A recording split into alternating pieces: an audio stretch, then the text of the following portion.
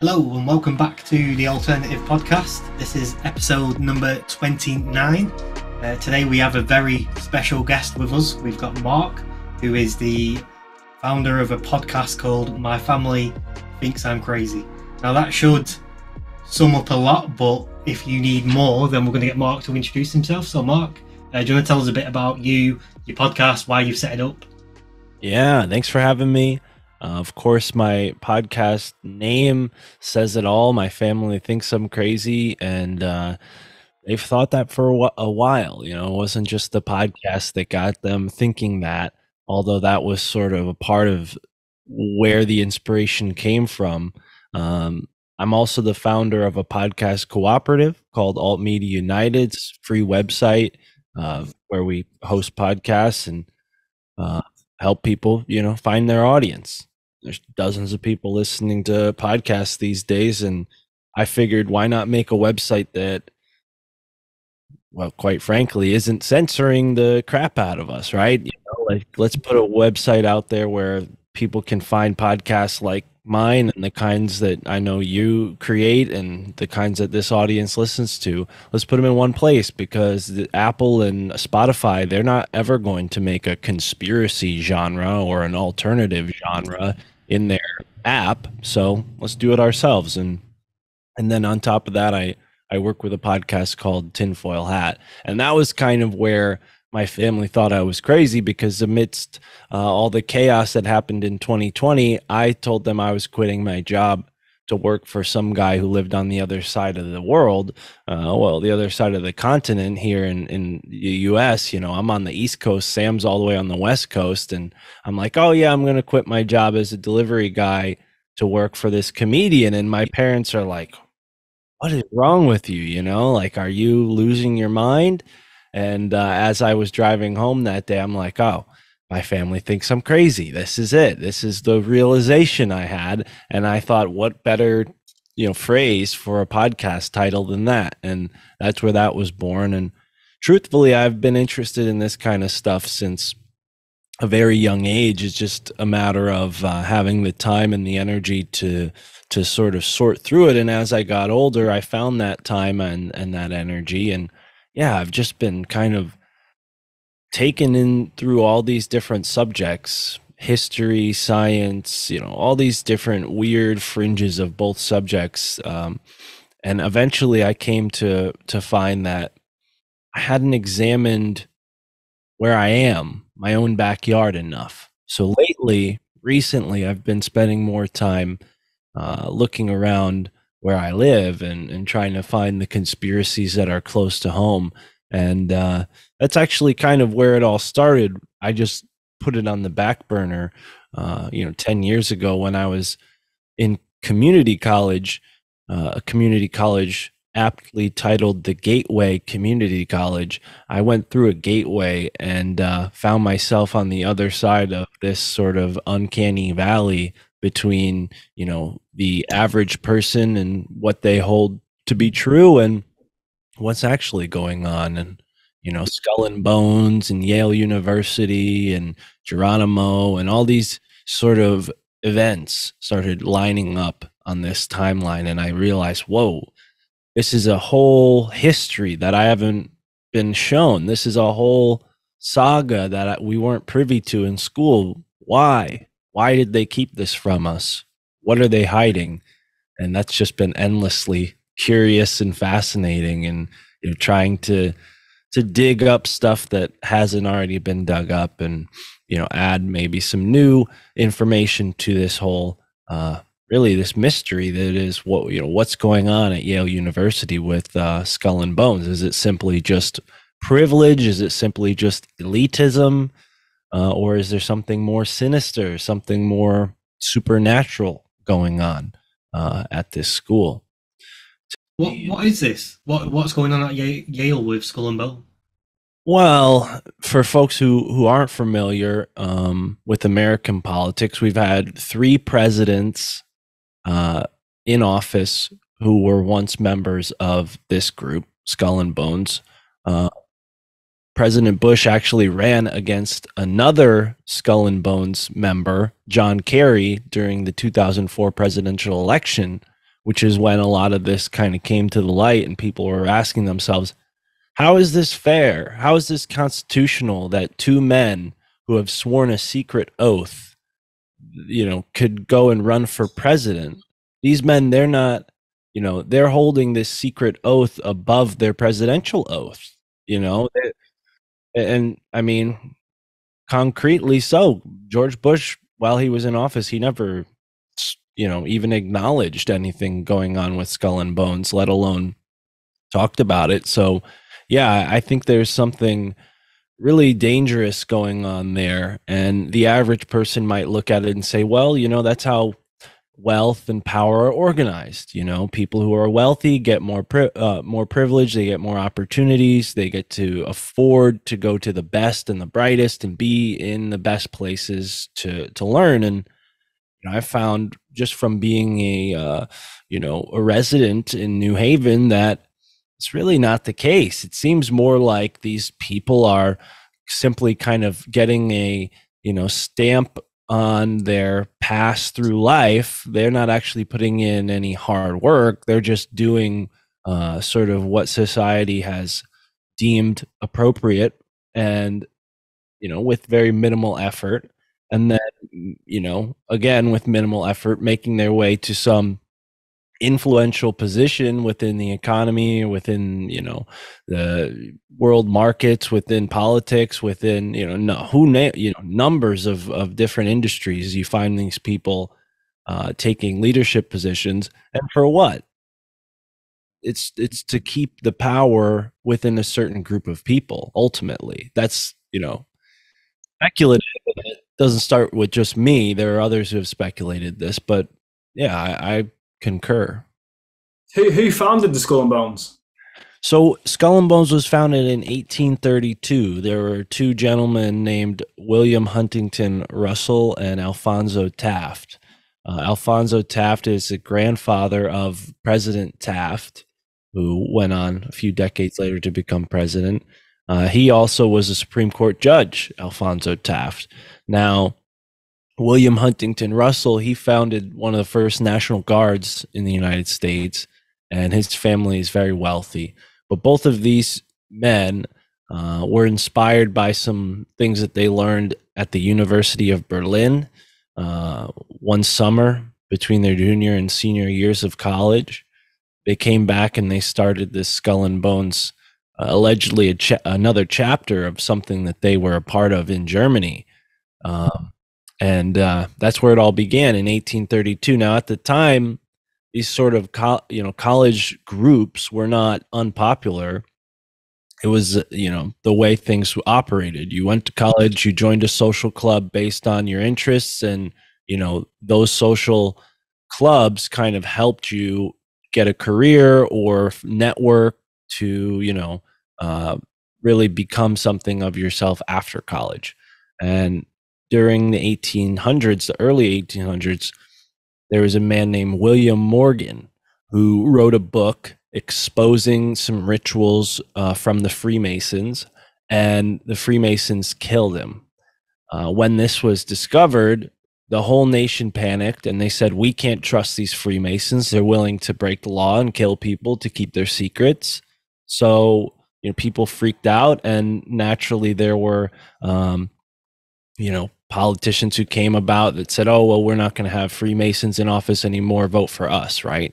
And because of this kind of panic, a lot of groups in these colleges that were sort of semi-Freemasonic, or maybe even like stepping stones to become a Freemason in some cases, they shifted gears. Instead of being secret private organizations, they became public charitable organizations. And that's why we have all of these public charitable, brotherhoods now, like the Shriners and the Lions Club and all these other, Key Club, you name it. There's the Rotary Club. Like, it's just a thing in American culture. People, in a small town especially, the men will all join, the Kiwanis Club or the Lions Club, and they go and they have like a meeting once a week there. And and talk about whatever, like just, not like global affairs and some nefarious stuff, but it's just the way sociologically small towns are organized.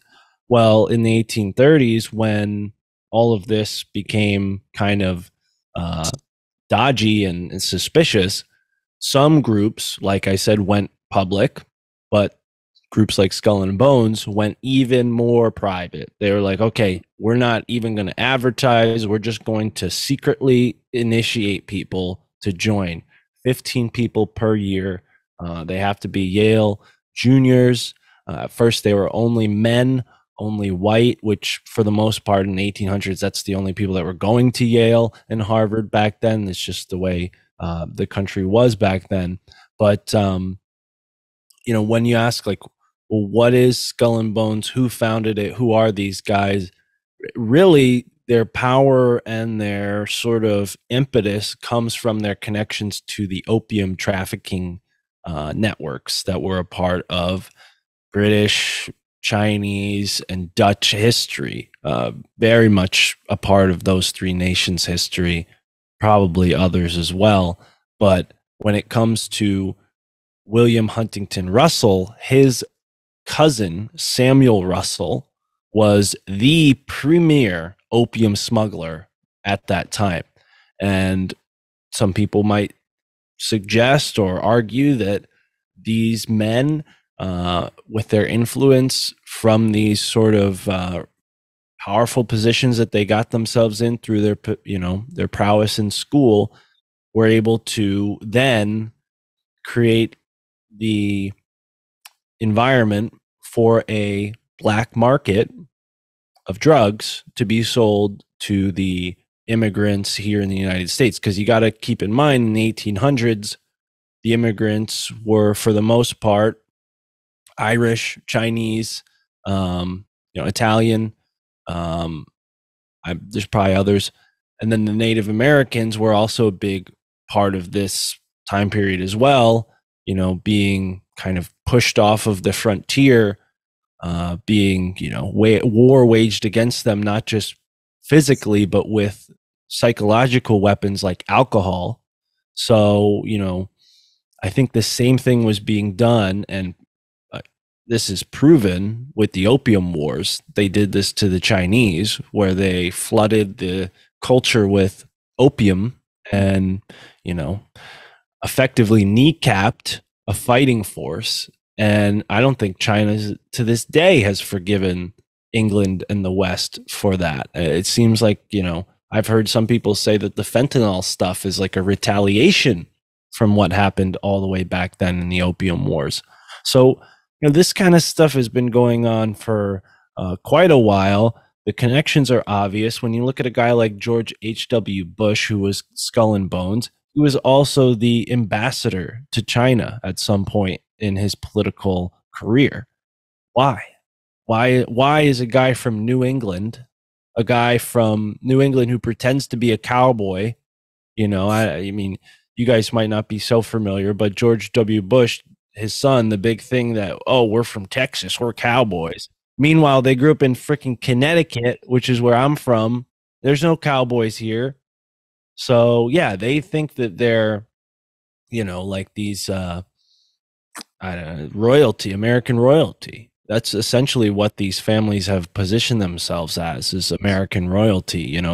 They've used schools like Harvard, Yale, the College of William and Mary, historically, to become the robber baron, the industrial barons of the, early 1900s, late 1800s. That group of people that amassed an incredible amount of wealth, they did so by, sort of playing this nepotism through the American institutions as they were growing. They instilled it with the same nepotism that allegedly they were avoiding by leaving Europe, right? They were sick of the king and the monarchy and the royalty, yet they went and recreated it here in the United States. You just can't teach old dogs new tricks, I guess. But yeah, it seems like Yale, Skull and Bones, from the beginning,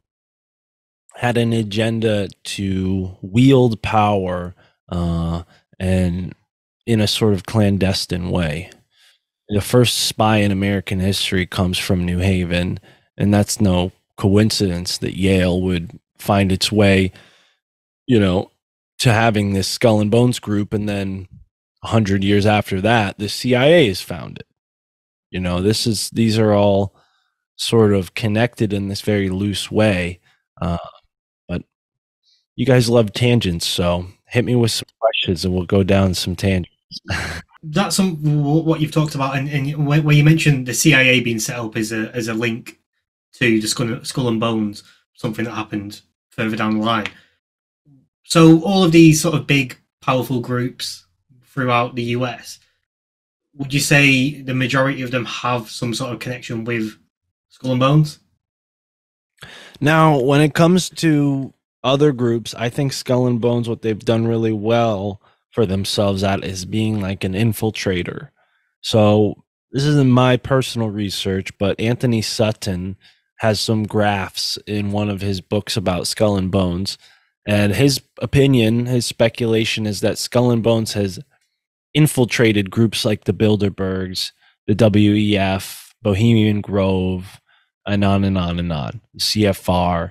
They recruit people from Yale that will then be good candidates to go on and play a position as, let's say, a Tulsi Gabbard or a Tucker Carlson, or they play, and those are two conservative people. So let's throw a liberal in the mix. I can't even think of them. That's how many. That's how little I care about politics. I can't even think of another example. But yeah, they stack both sides of the divide, and essentially put their guys in enough groups to where they can. And again, this is speculative. I don't know this for sure. The thought is that they are managing these other groups by having key people in positions within each group. So, that could just be speculation on Anthony Sutton's part. But I tend to... Theory. It does feel like in politics you've got two separate parties, but they're both pushing in the same direction. Right. And that's why I've sort of disengaged with it as well, because I feel like you vote for one party, it's just the same shit over and over again. Well, and you may even have people in those parties who are true, genuine, and want actual change, but because there's that one or two, actors in there who are just playing a role and working for the same agenda, they're willing to, put on a Republican t-shirt one day and then the next day they're wearing a Democrat t-shirt, right? This is the way that they roll and they push their agenda forward. Yeah, I think that's really one of the problems with democracy, is that it's easy for these sort of, private interests to infiltrate and have sway over, our representatives. And it's really unfortunate, that with a country of 300 million people, we have something like, 1% or 0.5%, making decisions for the rest of the country. I think we ought to have I think the Constitution even says this. We're supposed to have something like, 5% representation, which means that there should be instead of 2,000 senators and congressmen, there should be 10,000. Could you imagine how hard it would be to, persuade a congressman if there were 10,000 of them? If there's 2,000, that's easy. You just have to find the 5 or 10 guys that are women or men that are, in kind of control of this committee that you're trying to affect a change on. You bribe half of them and boom, there you go. Enough of them voted to get your decision changed. But if we have thousands and thousands of congressmen and senators, an appropriate amount for the population of this country, the United States, that kind of stuff would be a lot harder. And I think that's why we're seeing schools like Yale, Harvard, and so on become so unaffordable to the average person. They've become so unaffordable that the majority of students at some of these schools are from other countries.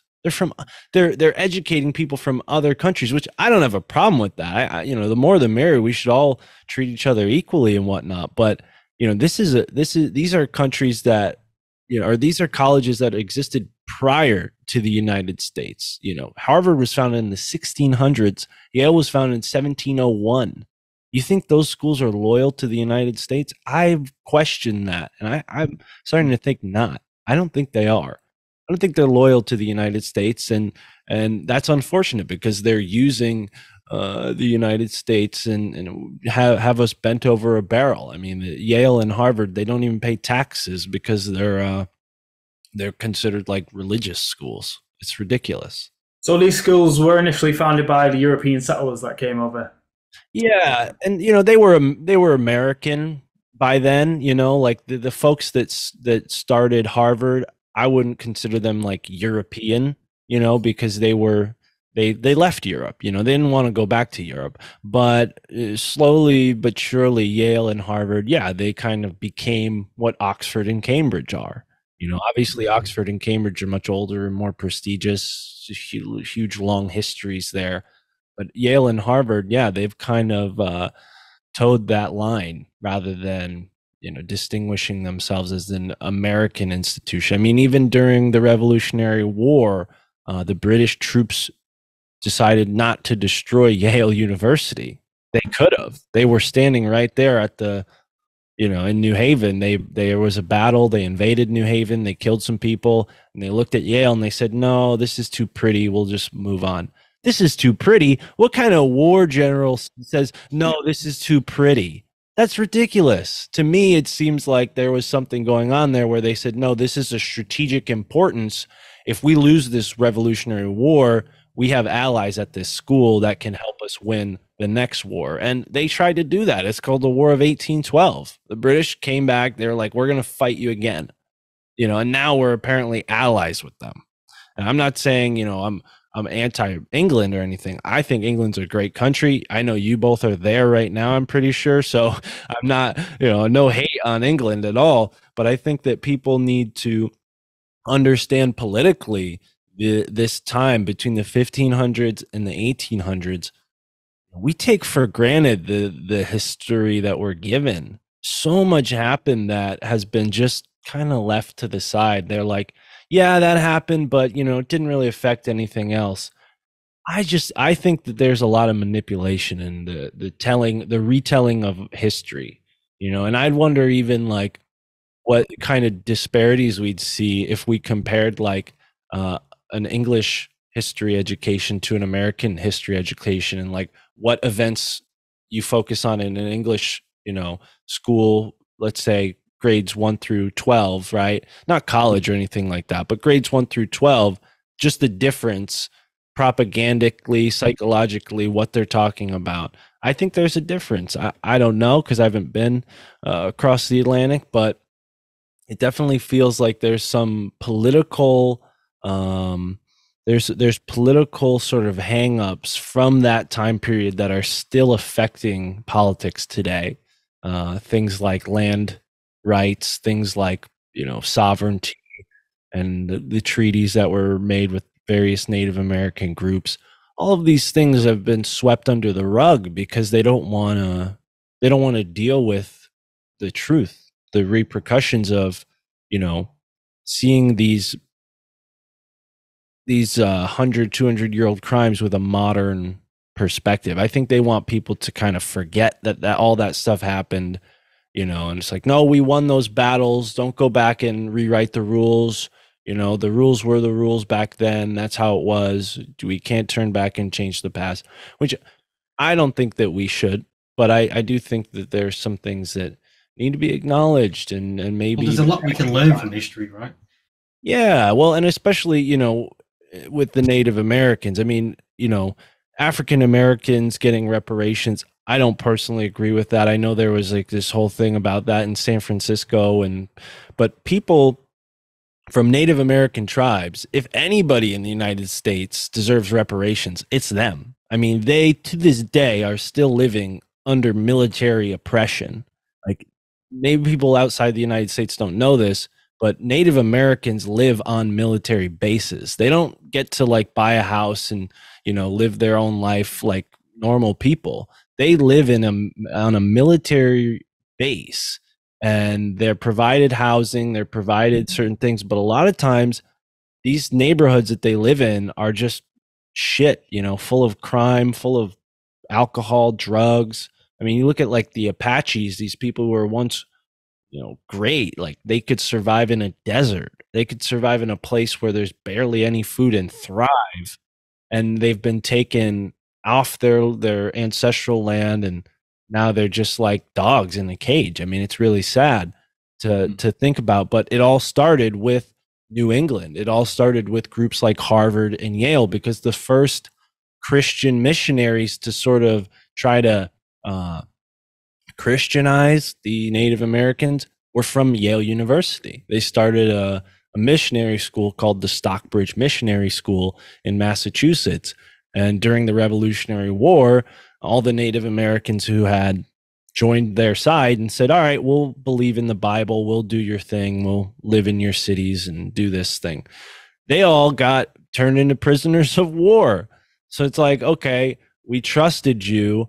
Now we're your enemy, even though we surrendered and said we're on your side, they were still the enemy, and they all got put on some freezing island and off the coast of Massachusetts and died, and so this is how Native Americans were treated from the beginning of the country, not just in the 1800s when the treaties were being written and the buffalo were being killed. From the beginning, the Native Americans were sort of politicized by the intelligentsia of the day, and made to be like this sort of pariah.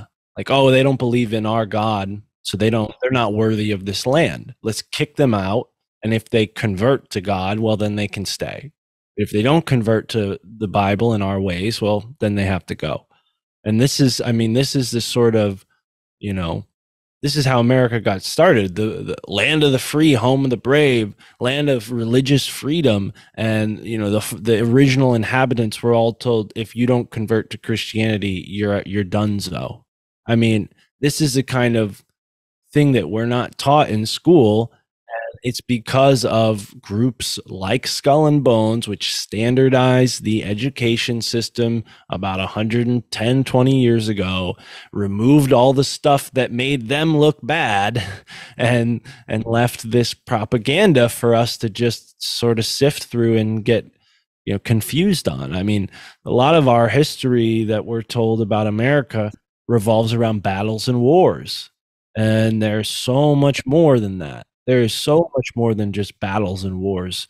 I mean, if you looked at the average high school history book, you'd think that people were born with a gun in their hand. It's so violent, and that's just not the case. It's a lot more. It's a lot more endearing and human, like life inspiring, when you actually like kind of sift through what people back then were saying. Like, here's an example. Thomas Morton was a man who came over to America for religious freedoms. He was a pagan in Europe, when pagans were not really that popular at all. And he came over to the Massachusetts. He founded a little colony that he called Marymount, and he became the enemy of his friends that were, also European, because he decided he wanted to trade with the Native Americans, and he gave them guns and all this stuff. And that was, considered a really bad thing to do, because the colonists were afraid that the Native Americans were just going to, come and kill them all, which sometimes that did happen. And here's Thomas Morton giving them guns. They're like, hey, man, like, we only have one advantage over these people. They can't build guns, and you're selling them guns. What the heck are you doing? And this is somebody, again, like, he's at a time when most people were afraid and would never leave the, confines of their little villages because they were afraid of the wilderness and the scary Native Americans. This guy was like, nah, we're all cool. I'm going to sell them guns. They're going to teach me which animals and plants to forage and kill and hunt for. And, and it was a pretty good even exchange up until, when the colonists came and burned down Thomas's house and kicked him out of town. It just, and the worst part is Thomas Morton was their prisoner, and they're starving. And he's like, well, you guys burned down my house. You destroyed all my stuff. I could have cooked for you. I could have hunted for you. It's winter. You guys are going to starve. Why don't you give me a gun and I'll go hunt? I'll go get some food for all of us. So the rich people in town were like, yeah, go for it. So he comes back and he had just enough for some people to eat, not everybody to eat. So he's like, all right, I'm going to go back out and get another deer. And the rich people, they're like, no, you're not. Go back to prison. We have our food. And everyone else in town starved. The rich people were able to eat, and they put him back in prison. So this is the kind of socioeconomic dynamic that's been ingrained in American culture: the haves versus the have-nots. Elite, sort of the upper class, takes its, whatever it wants, and the lower class suffers. I mean, this is something that it's not unique to America. It happens all over the world, but it's definitely something that goes against this American dream that we're all given. And I'm not, trying to be nihilistic and say there is no American dream. I think there has been, there was, but it definitely, it's built on a bunch of lies. And I think Yale and Harvard are part of that. They're like these propaganda machines, and because people benefit from being a part of it, it's not something that's very likely to be exposed, because why would you turn against the thing that made you a millionaire? Why would you turn against the thing that made your life set? These people, they go and they get a doctorate or a law degree from one of these schools. They're not going to turn against the school, right? So I think enough people are put through these institutions to protect it from suspicion, or from people maybe seeing what's really going on, and this is sort of like an intelligentsia control system. Like they're controlling who gets to the point of changing, right? Like who can reach that point of changing the future, changing society. We're going to decide. It's not going to happen organically anymore. It's not going to happen randomly.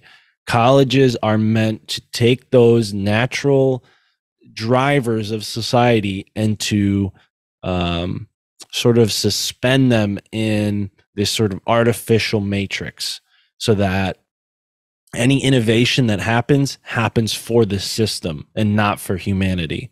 I think that's one of the big problems with the university system and the college system. And I'm not anti-education, not at all. I think everybody deserves an education. But I do think that the educations that are being given at some of these schools are warping people away from A, the truth, and B, a healthy future for the majority. I think what we're heading towards, if we let these schools sort of manage humanity, is a healthy future for a very small minority of people, and that's the people that have the money to afford it, while everyone else is, being used as a slave. I mean, most people aren't aware of the fact that they're a slave, but they're a wage slave. We're all wage slaves in these capitalist countries. It's a little more obvious in a place maybe like China, where you're sort of, your money goes to the government. At least that's what we're told. I mean, I've never been to China, so who knows? It could be, all propaganda and they're living a great life over there. But yeah, it definitely feels like Harvard, Yale, and these Ivy League schools are a part of managing society from the top down. And we can't count them out when we look at the world and we say, there's all this war, there's all this starvation, there's all this poverty. Who's to blame for that? Ask yourself, really, who's to blame for that, if not Harvard, Cambridge, Oxford, and Yale, these institutions that claim to be the most achieved, the best, the peak of human intellectuality, yet they're letting the world crumble to pieces. I don't think that's because they're foolhardy. I don't think that's because they're just screwing things up. I think that's because they've presented a world to us that fits an agenda. Okay. They've presented a world of choices that are managed from the beginning to lead down a certain desired result. So you have A, B, and C choice, little Johnny. Pick whatever you want. But ultimately, A, B, and C were pre-decided and pre-manufactured based on, where that would lead you. So you guys said you like tangents. I think I just did a whole rant. So No, that was great. But yeah, one thing me and Aaron talk about the education system all the time. And yeah, I'm definitely with you that everyone deserves an education. But when I look at the education system, all I seem to see is lack of creativity. They do not allow for creativity. They do not allow for debate. They do not allow for out of the box thinking. And there's basically a criteria which schools, colleges, universities are all given.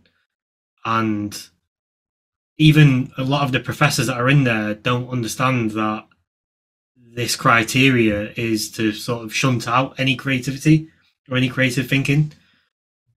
But then, so I guess this is leading to a question where even though they've put everything in place to stop people from being creative, thinking out of the box, becoming sort of an individual and their own person, what happens to those select few people that filter through the system but still come out being creative, still come out being their own person, thinking outside the box? Do they somehow, obviously this is just theory, but do they somehow get swayed towards these groups of elites? They, in a sense, do they get summoned into these groups and brainwashed in a completely different way, which we won't even be able to comprehend? Well, that I don't know. What I do think is that people who go through these institutions and their, creativity is still intact, I think they're maybe not exactly what some of these groups are looking for. Because some of these groups, they're looking for people that aren't creative. They don't want someone who's independently thinking. They want someone who's going to follow orders.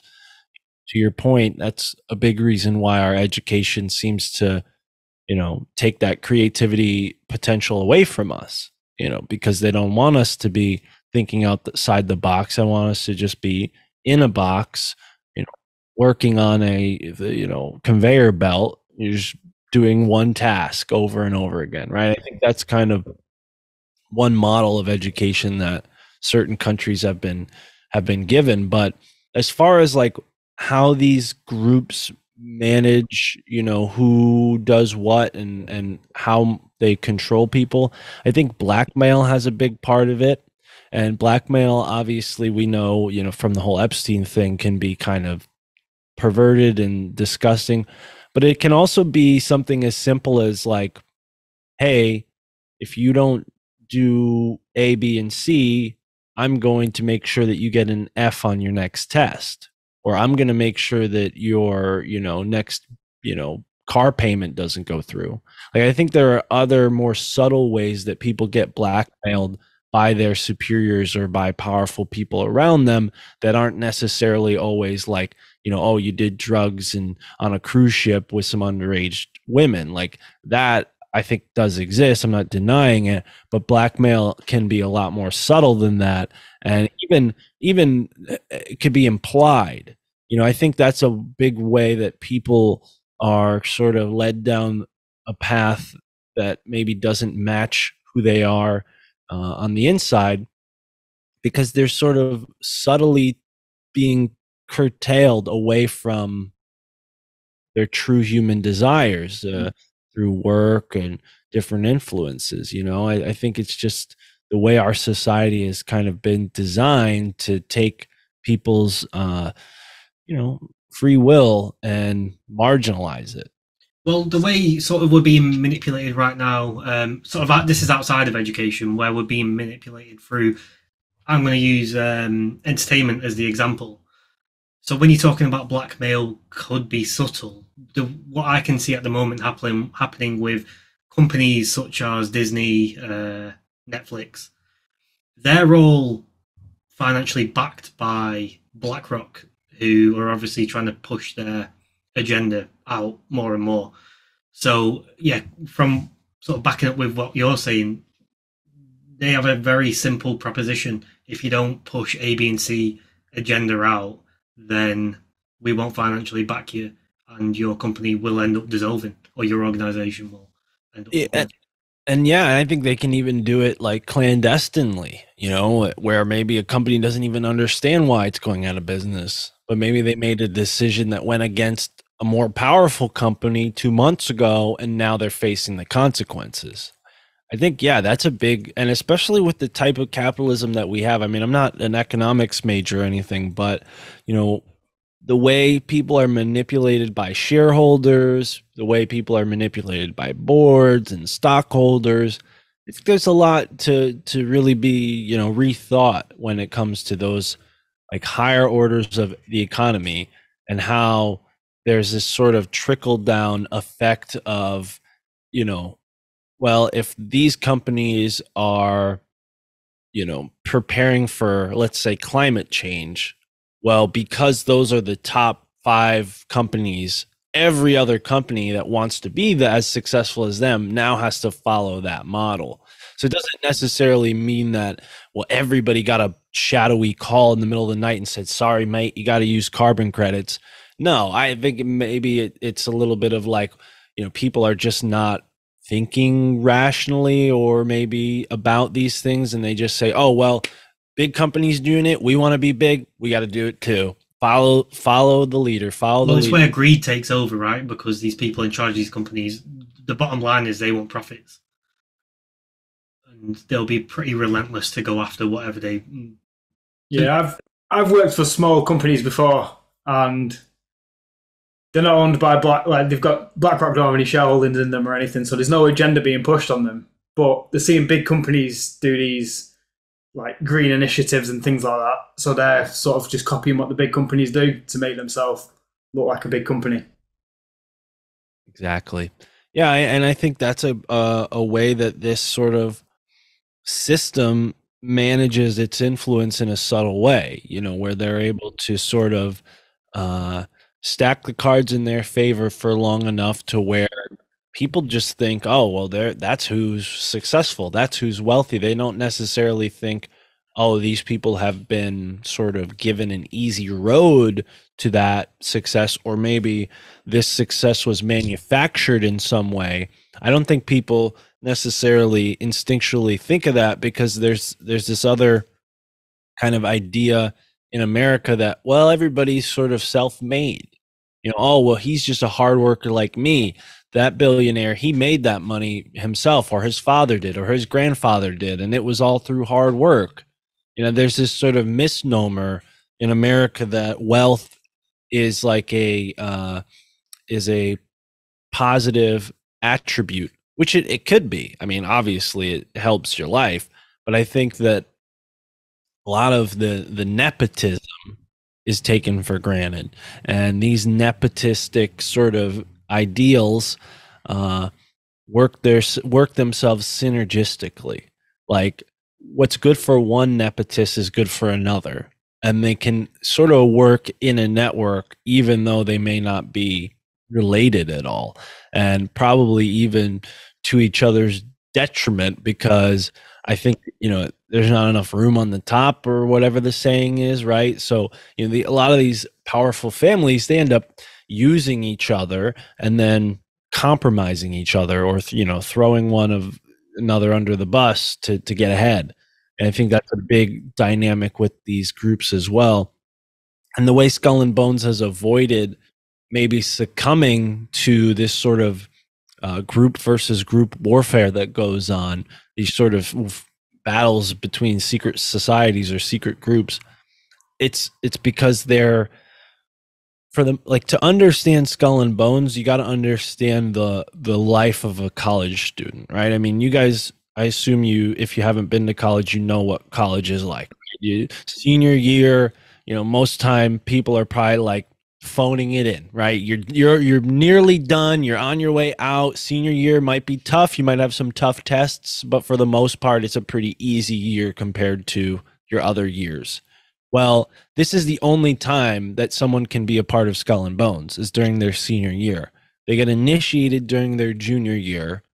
Over the summer, they go off who knows where, come back as a senior, and that's when they're Skull and Bones. So they've achieved the highest, rank you can in college, the senior, and then to boot, they are now a part of one of the most exclusive clubs in American collegiate history. So this kind of creates a social dynamic where, I'm one of the best, right? So I don't need to fraternize with these other folks. Kind of creates this realm of elitism, exclusivity. Oh, we're exclusive. But it also creates this sort of bubble of privacy and secrecy, because there's no need to brag to anyone else at Yale. Oh, hey, look what we've got, because you're the cream of the crop. You've got what you need. It's all being provided for you at this club. So there's not a lot of room for these seniors to go and like spread rumors about what's going on while they're Skull and Bonesmen, because by the time they've even participated in the most of it, they're about to graduate. So, a lot of the ceremonies that they go through take place at this time of the year, right before graduation, right before they're out of there. Because May 15th, about 10 days ago, they tapped in the next 15 initiates who will be a part of Skull and Bones in the class of 2024. As the class of 2023 graduates this year, they select 15 people to take their place. So it definitely feels like once they leave Yale, once they leave Skull and Bones, they never quite leave their affiliation with Skull and Bones. And because of that, they're able to sort of network in this really unique way where maybe they get a job at a company that there's no other Skull and Bones men working at, but because they have connections to Skull and Bones and there's people on the board or there's people through, influence, however, they can get people in positions of power. And next thing you know, they have this network. They have this network of people. I mean, I don't have a list in front of me, but just off the top of my head, I can name a few people that might surprise people. It's like, the guy who started FedEx was a member of Skull and Bones. The guy who started Staples. I mean, there's a couple of companies that are like, oh, interesting. And then there's just random politicians who have been a part of it. People in the military, people in NASA, people in like high science, genetics, things like that.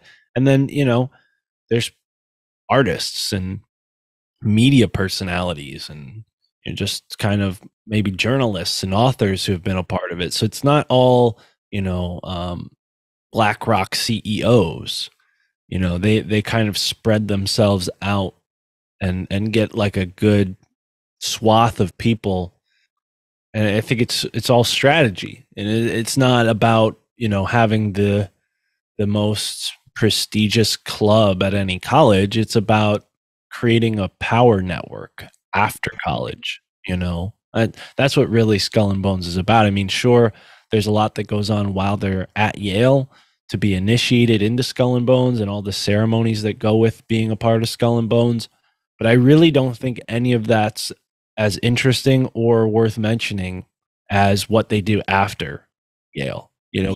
From everything I've learned about their rituals and things that they do as Skull and Bonesmen, it seems like any other mystery school. It's about initiation. It's about, realizing that you are not your physical body. They do this sort of like resurrection ceremony.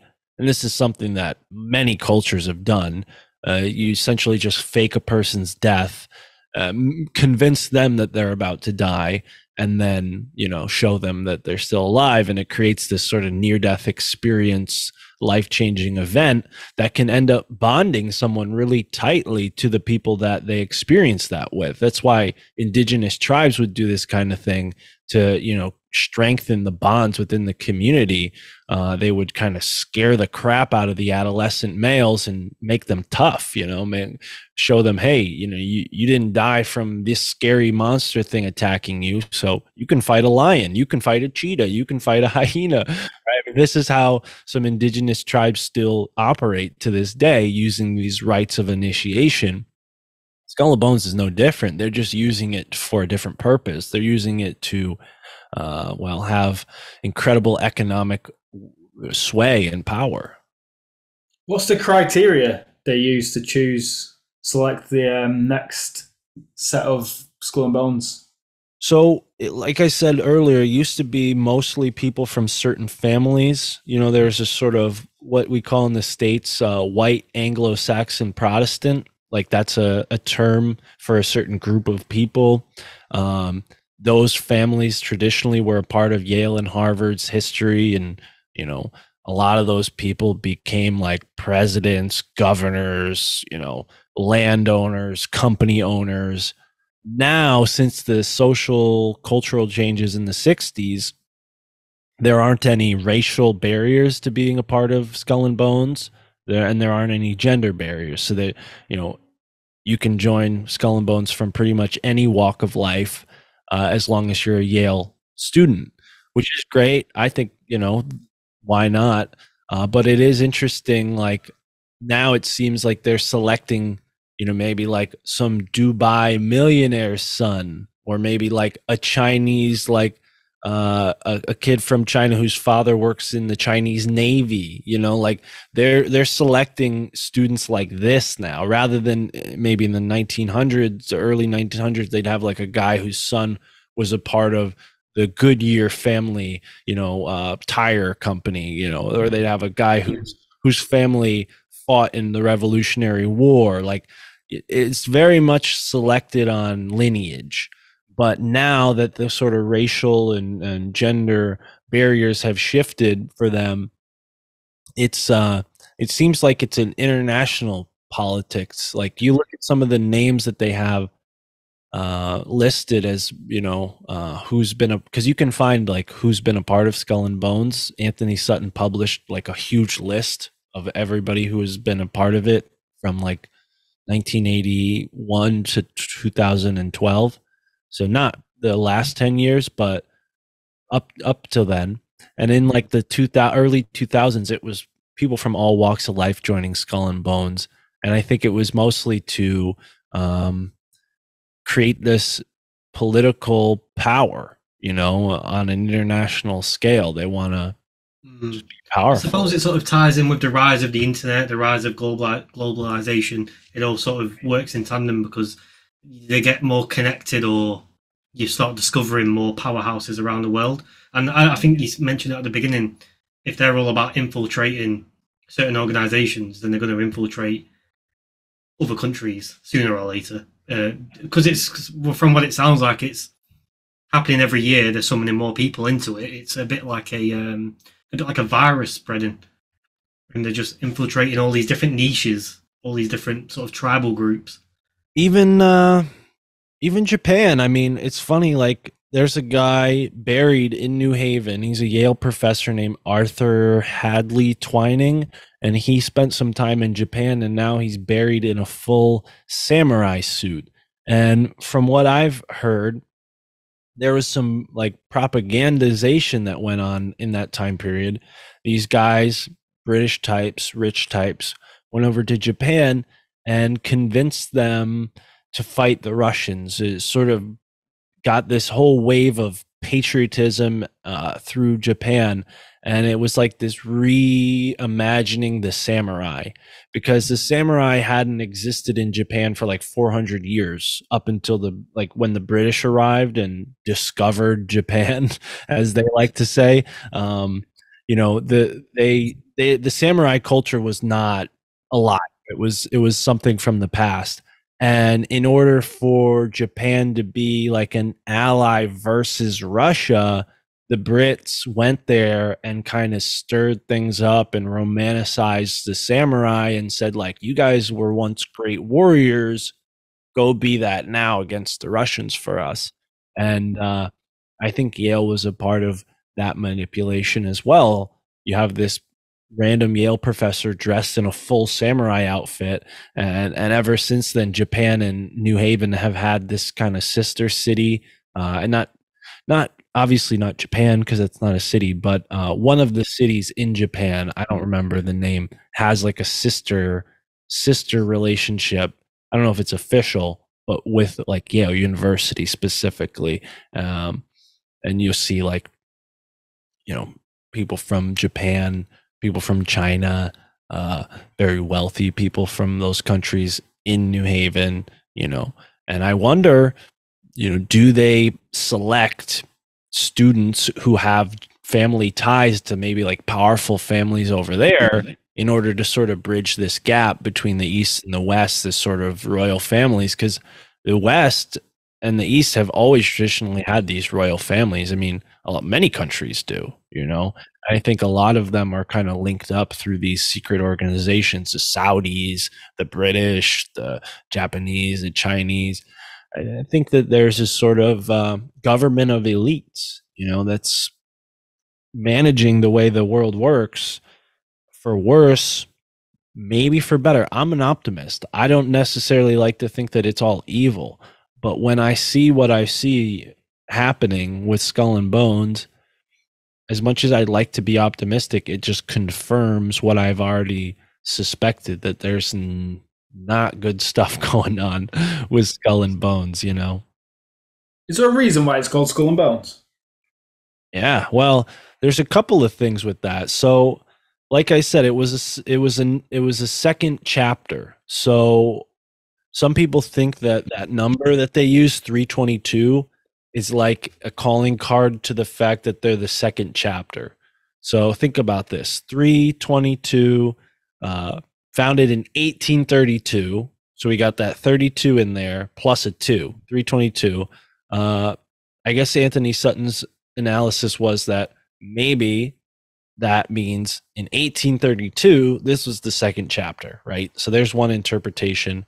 But the Skull and Bones thing, you know, whether it was an old German organization or not, there's a couple different reasons why they might have picked those as their image. You know, obviously the Jolly Roger flag is something that the pirates used, and pirate culture was very much informed by the Templars, and before them, the Phoenicians, navies, boatmen. They often have these sort of occult rituals to give them good luck on ocean voyages.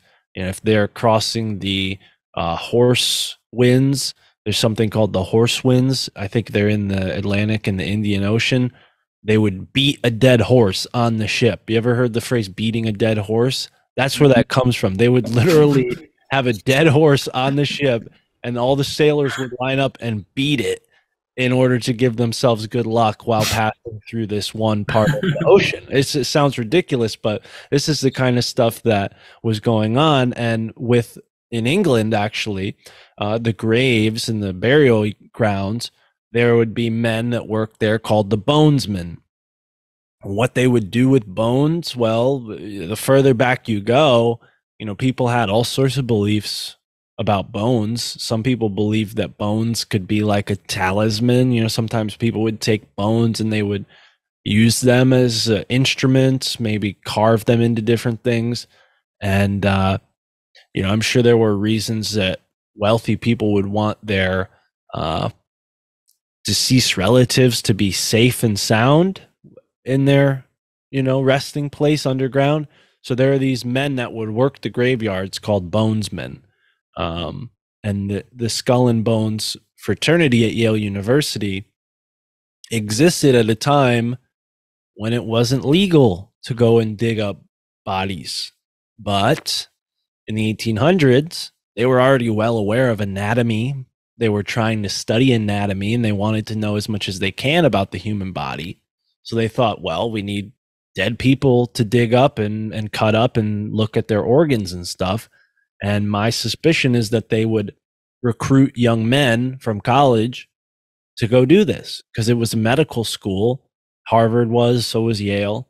So maybe they had their own gang of grave robbers to go around and get cadavers whenever they needed cadavers. This is, something they'd probably want to keep a secret. It's not exactly a comfortable reality to know that, your local hospital might have stolen your aunt from her grave to do a frickin', brain examination.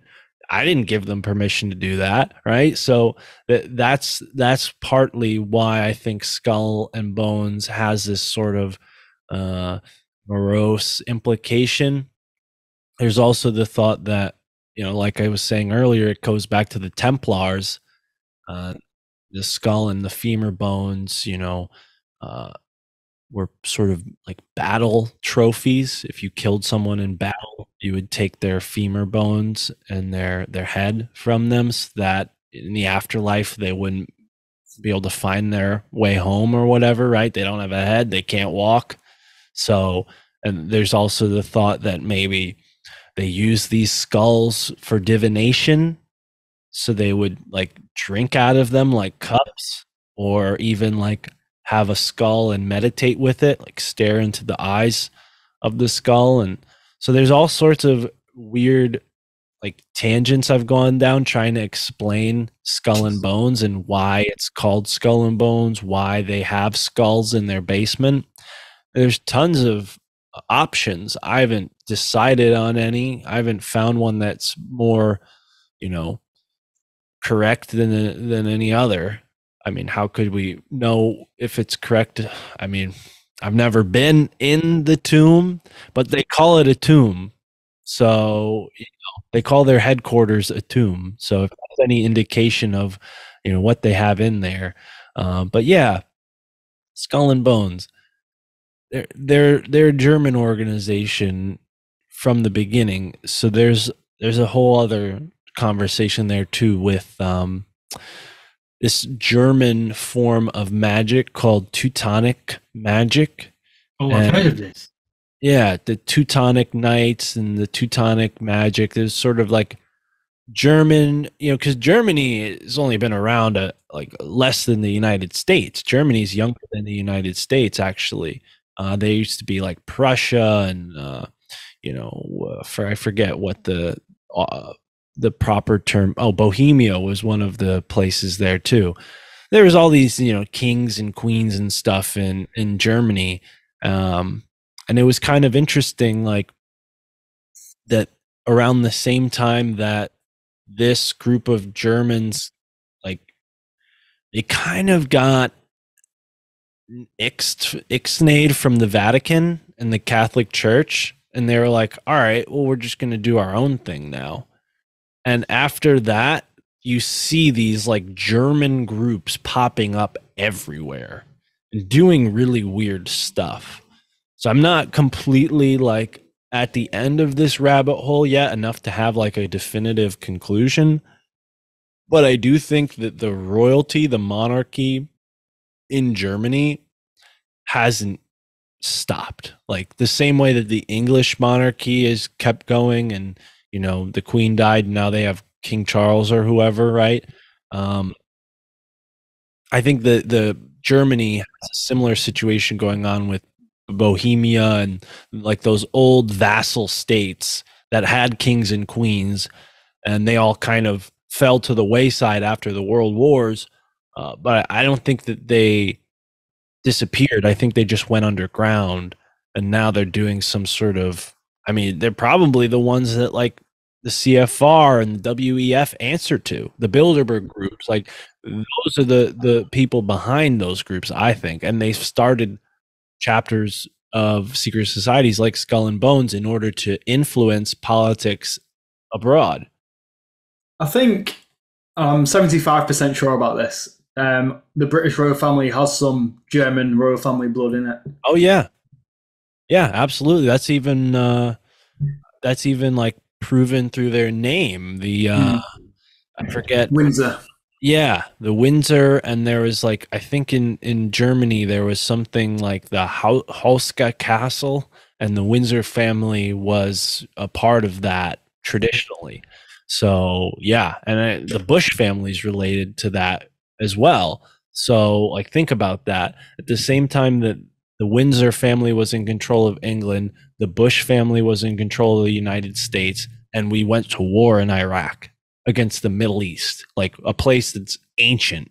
You know, they went there and they took like all this stuff out of their museums.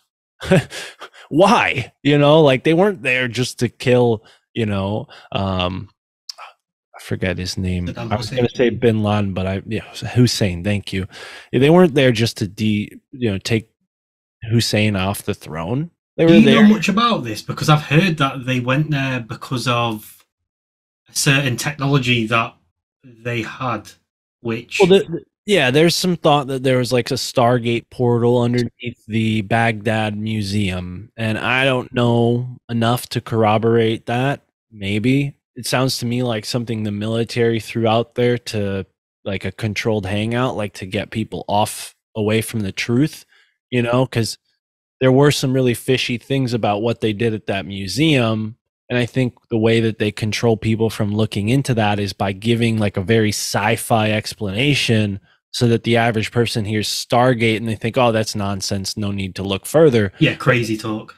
Yeah, if they heard maybe like stolen ancient artifacts, well, that's a lot more reasonable. You're not talking about something like we're not talking about like New York City here. We're talking about the cradle of civilization. There are ancient artifacts there for sure, and possibly some that may have like implications, global implications if they're translated. That's one thing that I think people don't quite give enough credit to is like we've taken for granted the Rosetta Stone as this translator of ancient text. And the guy who did that, like he was some French archaeologist.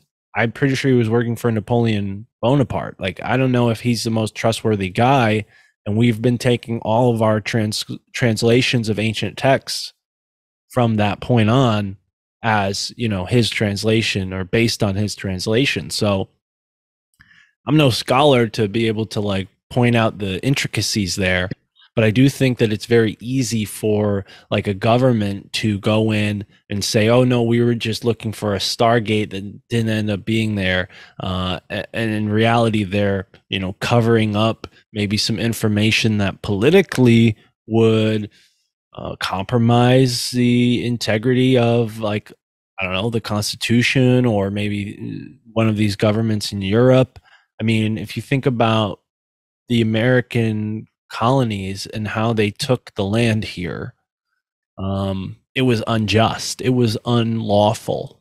And I think that these nations have gone and done the best they can to erase any proof of anyone other than the Native Americans being in the Americas in order to justify that political sort of land claim. And how do we know the same isn't true with other places in the world where maybe there are documents or ancient things that would maybe compromise the sovereignty of a country like Saudi Arabia or like Egypt or like, you name it.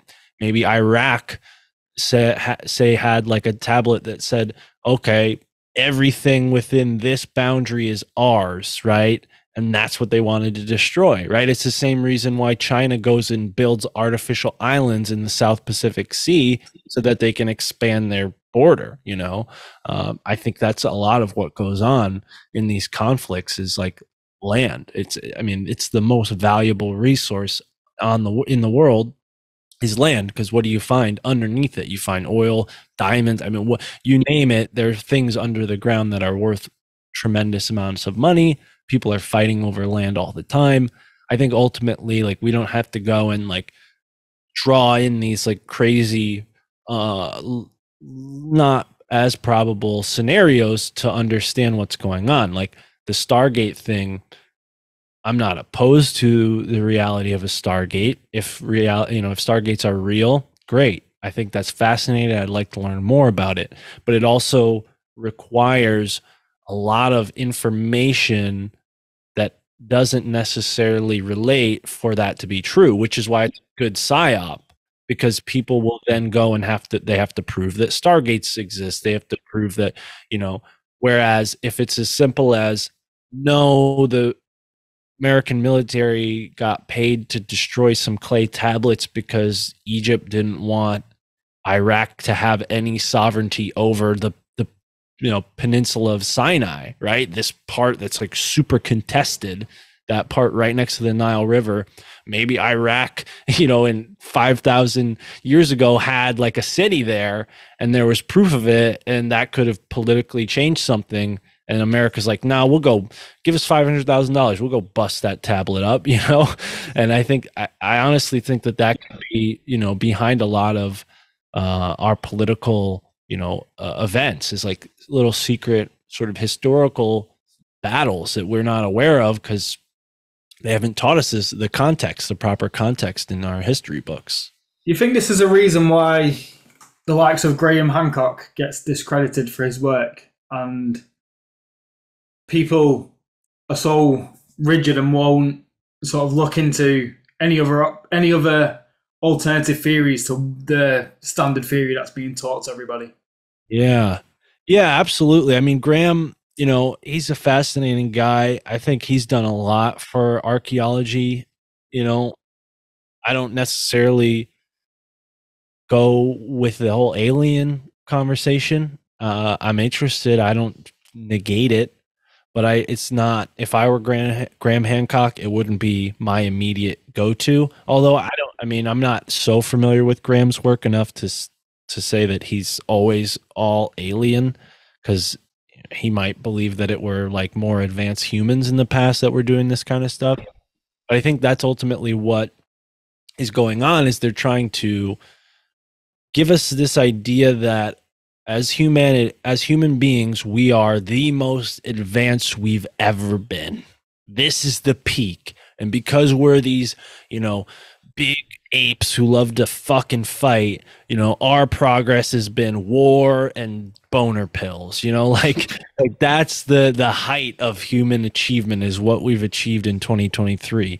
And Graham, he goes and he says, no.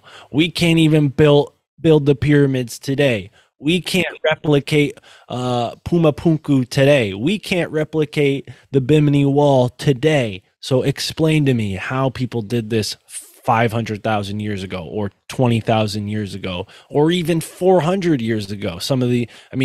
Coral Castle in Florida was built 50 years ago, and I can't explain that. This is a guy who's 5 feet tall. He's 60 years old, and he creates this whole little area out of coral, huge pieces of coral stone that weigh tons, and he's putting them on top of each other, building all these. If you haven't seen it before, folks, Coral Castle is really fascinating, and it makes me think maybe levitation is possible. And if that's the case, then maybe these cultures in the past, they had some sort of technology that allowed them to do that. Yeah, because there's a theory, right, that they could have used, is it sound or the vibrations from sound or the frequencies to make things levitate? Yeah, you took the words right out of my mouth. I was going to say, with the way our understanding of energy has changed just in the past 60 years. We went from joules, right? We understand force in measurements of joules, right? Which is like strength or something stupid like that, when everything is actually electromagnetic. I think that is so much more fascinating to see the world through that lens. And once we start to re-examine all the other, things that we think of the world that are kind of colored by physics, when we see that electromagnetism may be behind a lot of this stuff, I think that's going to shift the way we see like Graham Hancock's research, because it would make more sense that they levitated a lot of those stones into place. And if you understand how to manipulate the frequency of certain materials, they can become weightless. I mean, this is something that's been proven in laboratory settings with, certain materials. They can make, something that in all other environments would just be on the ground. It's now floating. How is that happening? Magnetism, electricity, and I guess, the structure atomically all play a role. So yeah, maybe that was what was going on at Coral Castle or the pyramids. They You were. think perhaps the elites are trying to hide some sort of technology from the mass? That if the masses had controlled this technology or could use this technology, it would take away the amount of control the elites have got. Yeah, well, I mean, the number one thing they're hiding from us is the knowledge and understanding of our own mind. I think that's what they're constantly working against, is to keep people from understanding their own mind and the limitless nature of your mind. I think that's really what our society has done so well, is to give us this box that we're stuck in. And most people, unfortunately, they're happy in that box. Folks like us who listen to podcasts like this one, we broke out of our box years ago. It's the only way you can find a show like this, is having the intuition and the ears for it. I think shows like this can maybe wake someone out of their box, but for the most part, if you're in the box, it takes like your own soul. Your soul has to get you out of it. And I think it's like a domino effect. The more people that kind of lose touch with their soul, the more people will lose touch with their soul in the future. And the opposite is true. The more people that can maintain connection with their soul, the easier it is for others to get out of that box and connect with their soul. And as much as the media gives us this picture of what America's like, I think most of the world, not just America, is full of people who think outside of the box and want to make the world a better place. And the way that they keep us from making the world a better place is by constantly putting, I guess, compromised, because we're all human beings. I don't want to say some people are controlled, or, these celebrities have no soul or something. They have a soul. They've just been, led down the wrong path. They've been led down a path that has made them into wolves among sheep.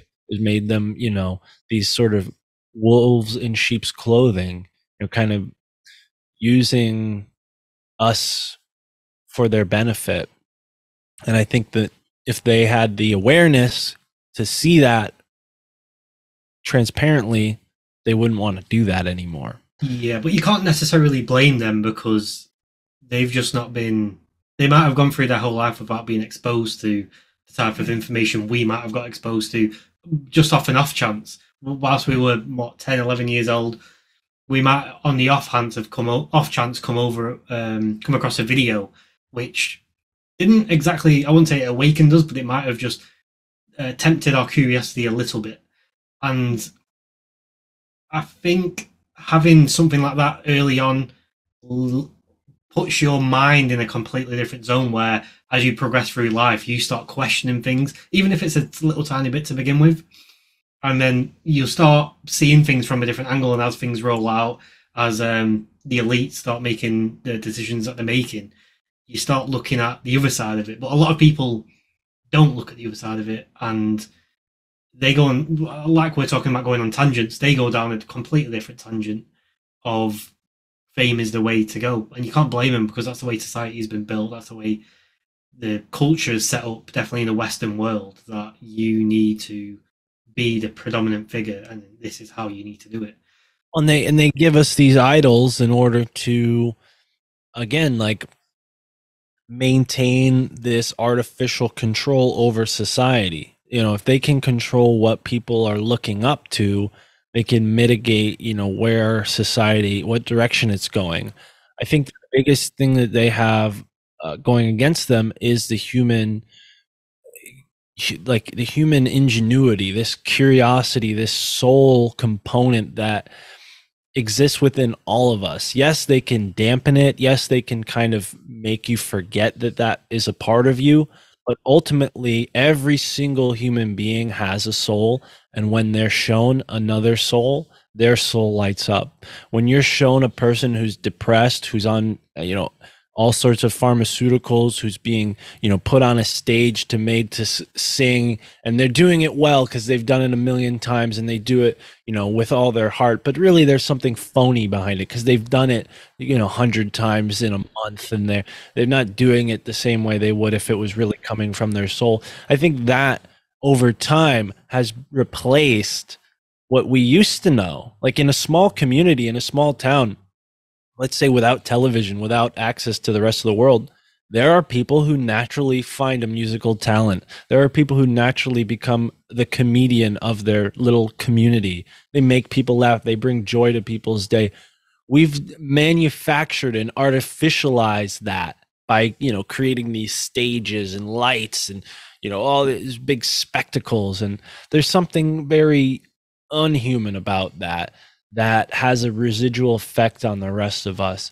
I think that's on purpose. Naturally, we all have these kind of inner talents. And I don't think necessarily like entertainment is even like, it's sort of like a silly thing because it's like taking something that is so natural and a part of just like normal human life, and it's almost like putting too much attention on it to the point where it becomes like this egotistical thing, like, oh yes, I'm so genius that I make everyone so entertained. Like, no, I think entertainment was more of like, in the past, was a way for people to bond. It was a way for people to get to know each other in their small community and to relate to one another. And now that this mechanism has been shifted into this kind of global stage, we're kind of, it's less relatable.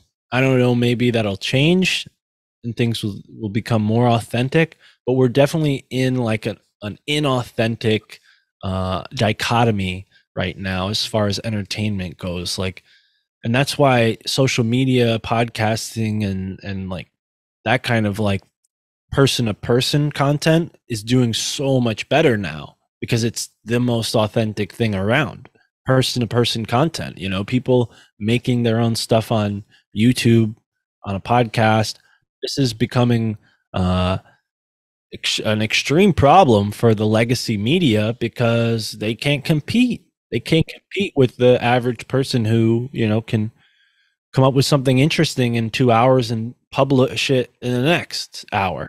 Like that's as simple as it is. In the past, it would have taken like, a whole room of people writing some crap, and then another guy has to approve it, and then they got to film it, record it, whatever. So yeah, I think we're heading towards good times, and the better the future looks, the darker they're going to show us the future, because they don't want us to see the bright future ahead of us. They want us to kind of create this chaos by getting ahead of our own abilities to manifest. It's like I was saying earlier, we have everything in us that, that soul component in us.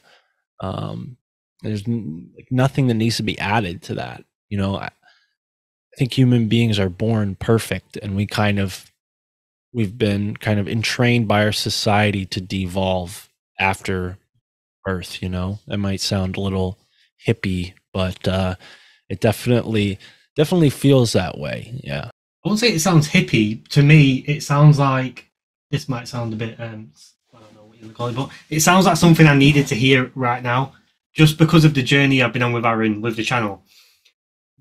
Stuff does look dark, and you saying they want it to look dark isn't something I necessarily, I would say I knew it in a sense, but I never really put my finger on it. Yeah, it's something that I think I knew, but I never really thought about.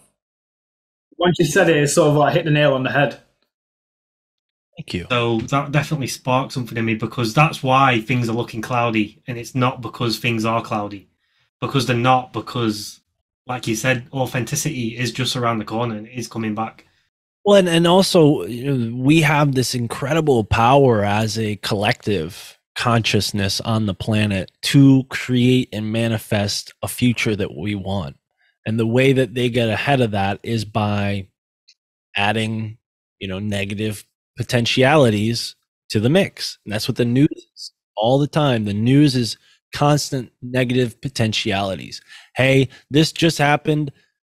This awful crime just happened in this neighborhood. What's the immediate thing that you think? You don't think, oh God, thank goodness I wasn't there. Thank goodness for the people who didn't get hurt that were there. You think, oh, that's going to happen in my neighborhood, or I'm not going to go to that neighborhood anymore because that could happen again. Like, it's all about creating these negative potentialities in people. And really, I think what we need is like maybe more of a conclusive information. Like, and I don't even think the news is even important. Like, I wonder, like, now with apps and stuff, how like media is going to change, because now people have the potential to get really only information that matters to them. Whereas in the past, it was kind of like, here's the news, like sit here and wait until one of these stories is relevant to you, like you sit there and like, oh, they're talking about my hometown, but now like you can have an app that gives you only news from your hometown, or even like your little block if you're in a big enough city, right? So I think all of that is going to slowly get replaced by something more authentic, and it's just a matter of time. And now that we're kind of in this person-to-person world, it's just going to take people kind of coming up with those ideas and innovating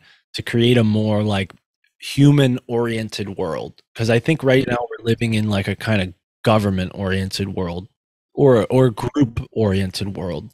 Like the world is oriented towards whichever group has the biggest and baddest weapons.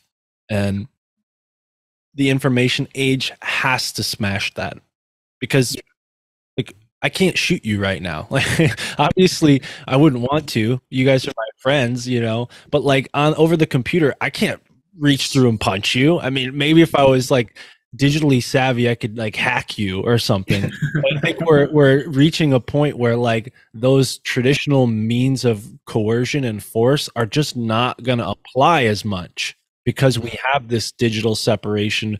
We have this imperative for authenticity, and we also have a record now. Like I can't go and just like knock someone over the head unless I find a place where there's no street cameras, right? I mean, in some cities, that's the reality now. Other cities, not so much. You to watch yourself, you might get knocked out, or what, even worse. But yeah, I think that, and I'm not like advocating for a surveillance state or anything, but I think that this is like the balance that we're heading towards. And hopefully we reach a situation where those groups like Skull and Bones and the Bilderbergers become essentially unnecessary or ineffective, because the dynamics of society have changed to the point where a secret society or a group working with a sort of conspiratorial goal couldn't operate. I think that's a possibility. It might sound a little, far-fetched from where we are today, but I think that's like how evolution works. Not Darwin's evolution, but like organic, natural evolution, the kind of evolution that you can observe in nature. Animals adapt and grow and change, and everything around them adapts and grows and changes, right? Just at a different pace. Humans possibly do it at the fastest pace. There might be smaller organisms that do it faster, but on our scale, we're probably like the most fast when it comes to adapting and changing, right? A hummingbird or a squirrel maybe takes 2,000-3,000 years to adapt to a change that it only takes us 5 years, maybe. Maybe not physiologically speaking, but like mentally, physically, emotionally, we are adaptive, and that can't be stripped from us.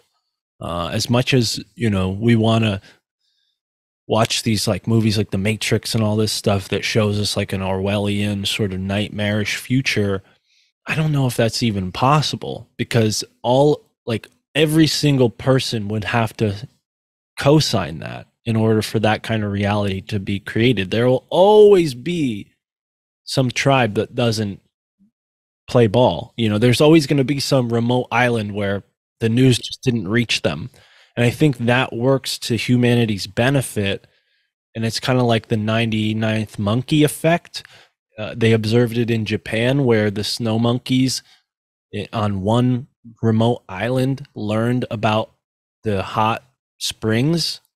And after one group of monkeys learned that you can swim in these hot springs during the winter and it's not going to like burn you or whatever, and it's pretty comfortable, on other islands where monkeys had no contact, like these groups of monkeys were separated. There was no like, oh, one monkey kind of makes his way to the other islands. They were separated, and they all instinctively, almost like a genetic informational download, at the same time, within the same time period, we're like, okay, we're going in the hot springs. After only one group of monkeys figured that out. So what does that say about humans? If that can be observed in populations of, monkeys, why can't humans operate under that same dynamic? I think humans do operate under that same conscious dynamic, genetically and mimetically, where we all kind of get these downloads simultaneously, not like one nation can be like isolated and like advance so far ahead of the rest of us because we're all genetically, electronically, that's not the right word, informationally, like light, like information that's not even physical. It's so conscious, it's on the conscious realm, and it's like once it exists everywhere. Like when you turn a light on in the room, there's no more darkness. It's not like there's one little corner of darkness in the top ceiling where the light bulb doesn't reach to. No, everything gets spread out evenly when you turn the light on.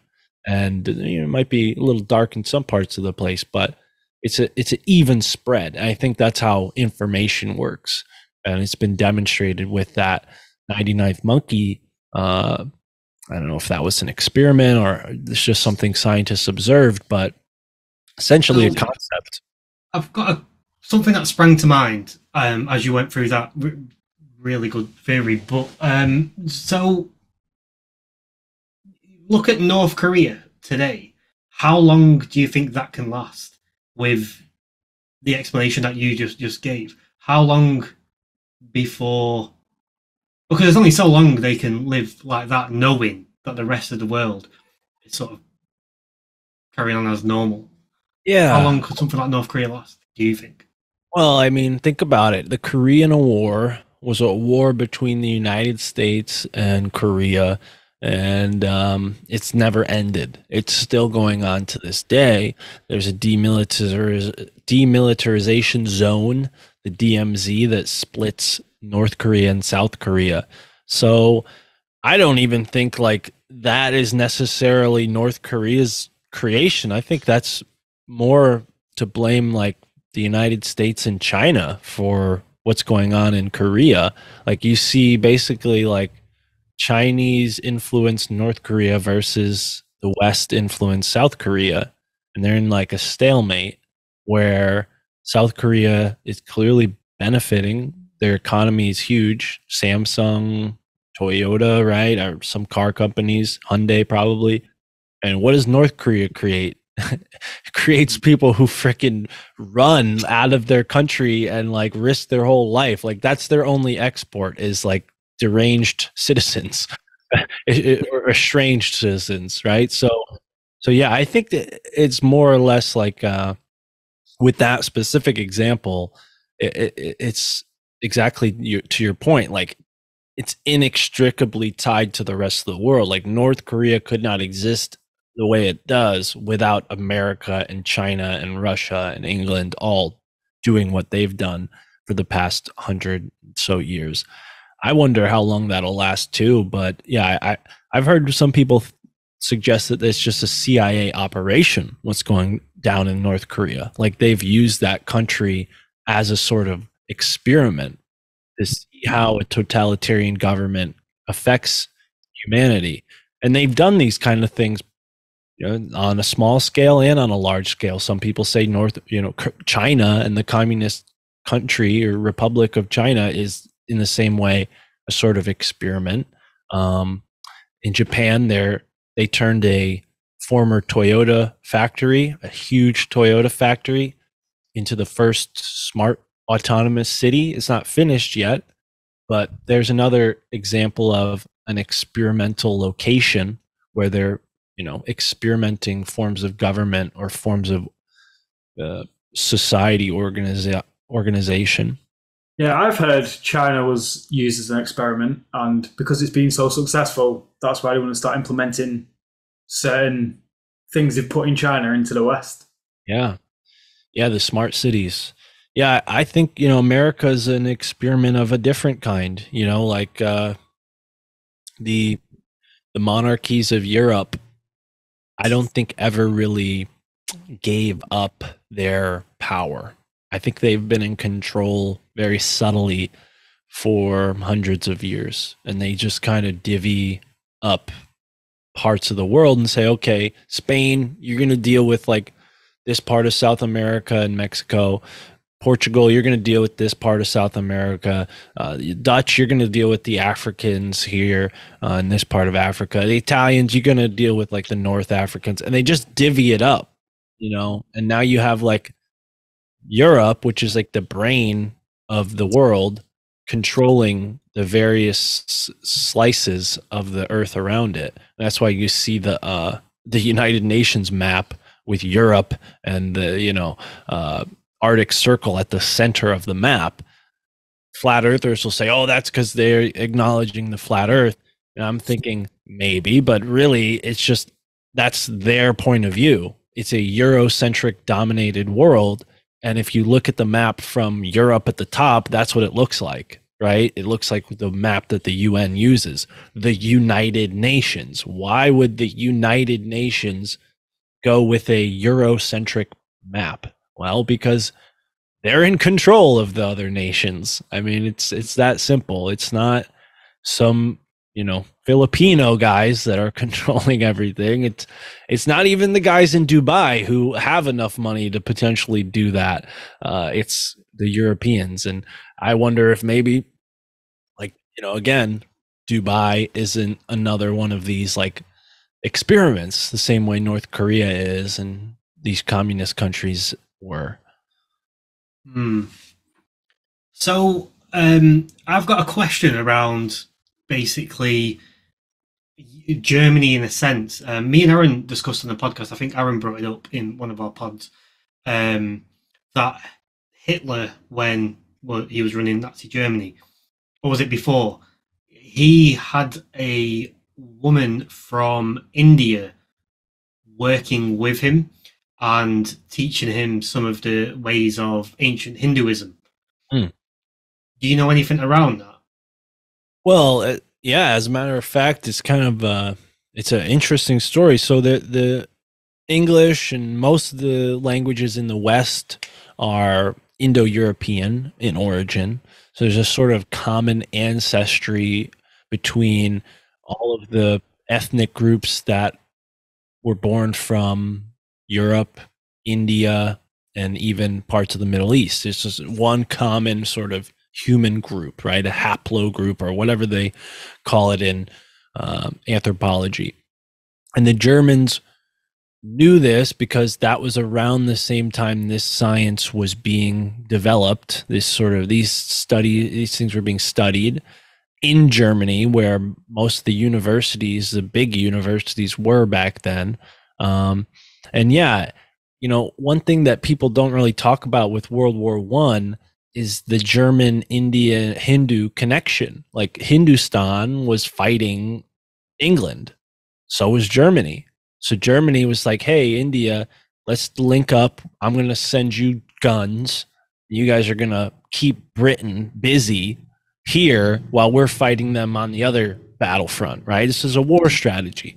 So they had tons of Germans going throughout India and vice versa. Even in America, you have the German agents and Hindu agents working together to smuggle weapons through Texas to the West Coast, so then they can, sail them through the Pacific into the South Indian Sea. So there you go. I mean, there's the political reason, but yeah, there was a sort of metaphysical interest there as well, where clearly the Germans were mystified by the yogis and the different mystics that, were very much a part of Hindu culture. And they found this sort of lineage, this common ancestry. So they thought, hey, why don't we synthesize a lot of this stuff? Hence the swastika, being flipped on the reverse and becoming, well, I guess before it was known as the swastika, it was reversed. They reversed it and turned it into this like power symbol, which it always has been. And it's, that kind of symbol I think is used in every culture around the world. I mean, it's not just Hindu culture, but around that time, theosophy was very popular. Theosophy was a sort of pseudo religion created by folks like Helena Blavatsky and others. And they were these occultists from that time period. And back then, religion had just sort of eased up a bit. So people were kind of free to explore spiritual practices that were once banned. And obviously in India, these kind of mystical arts had been practiced for hundreds of years contiguously. So all of these kind of blended together in this German view of themselves, this idea that we are like the Aryan man, the Aryan elite, I think they called them Wundermen or something like that, like basically Superman. This is where the superhero idea comes from. Superheroes were invented around this same time. There were comic books back in those days, and they would have like cops fighting bad guys and stuff. But this kind of occult magical stuff mixed its way in. And it's interesting now because now like a lot of the ideas that came out of this Nazi interest in Eastern mysticism, we would consider them like new age stuff, like Kundalini and meditation. Like all of this stuff was a part of that culture of like reconnecting with their ancient roots. The Germans believed that, in the very, very ancient past, they were the Aryans, and that they were, these like super beings that the gods actually created and then spread them throughout the world, from India to the Middle East to Europe. And, so it was sort of like this racially charged idea. It's definitely still present today. I mean, there's groups in the Ukraine who identify themselves as Nazis that are fighting the Russians. So, it's definitely not like a arcane belief system. It's still alive and well. And it's kind of fused into like the neo-pagan groups as well that are popular in Europe, where people realize, hey, I'm not so Christian. I actually have like pagan ancestry, so I want to learn about that kind of stuff instead of the Bible. I think it's all related to this kind of I forget the term that they use to describe the 1700s, but there's the Age of Enlightenment, but there's another term that they use. It's like the age of spiritual something, unraveling or awakening. And it's because at this time, a lot of the very strict, rigid religions, organizations kind of eased up a bit, or through political or, worldly events, lost some of their power and influence, right? So now these smaller groups of subsects of Christianity and Judaism and whatnot are practicing what were once banned occult type practices out in public. The the spiritualists. They were doing like these seances where people would come and sit down and hold hands, and the psychic would, you know, pull in the consciousness of somebody's dead uncle, and then they would talk to that guy's dead uncle for the hour, right? I mean, this is the kind of thing that was going on in India too, with the swamis and the yogis, right? Who, some of them were very honest and spiritual. Others were just like tricksters. You know, they would do like sort of like carnival tricks to get people interested in, I don't know, signing up for something or giving them money, right? They would do like the thing where they climb up a rope and the rope is like just standing in the air, like, you know, only on the ground, and or like the snake charming, right? That's like a stereotype. But all of that is a part of this culture explosion, this metaphysical explosion that happened prior to World War One, specifically in Germany, but not limited to Germany.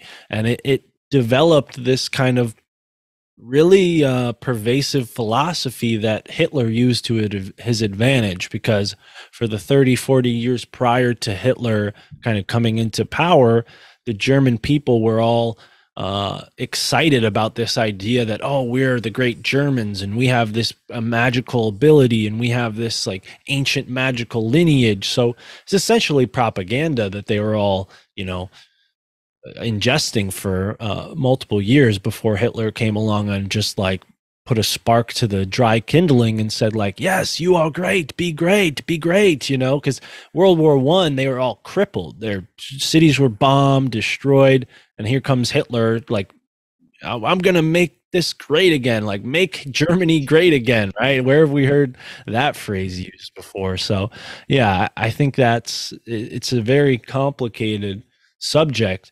But then when you look into like some of the more strange things that happened during and after World War II, like Aleister Crowley being sent to fight a German magician. There was Aleister Crowley, the famous occultist.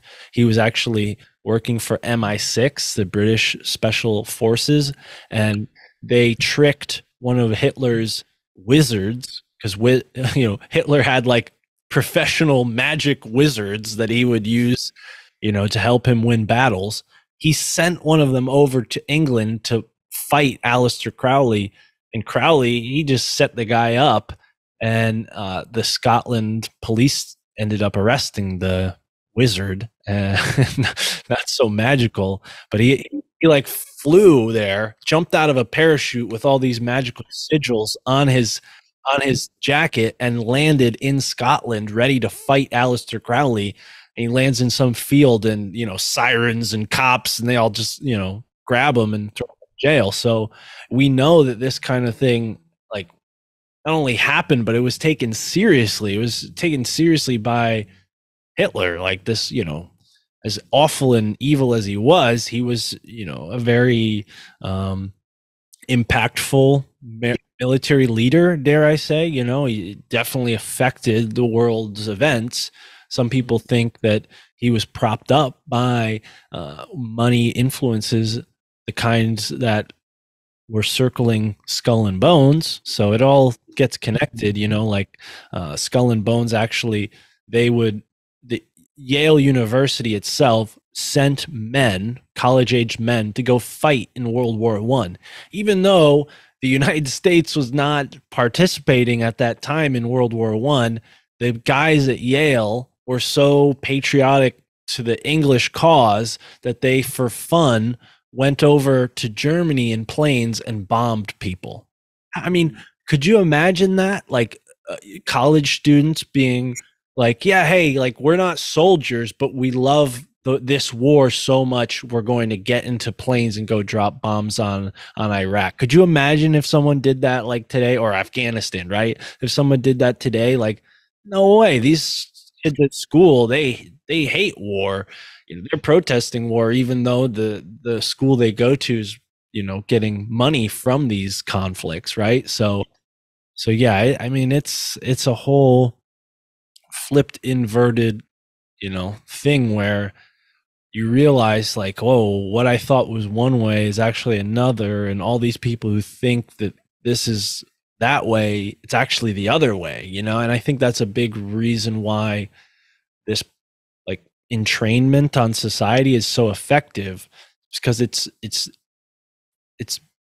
this Hegelian sort of double think where there's like, they're always keeping people within these two choices.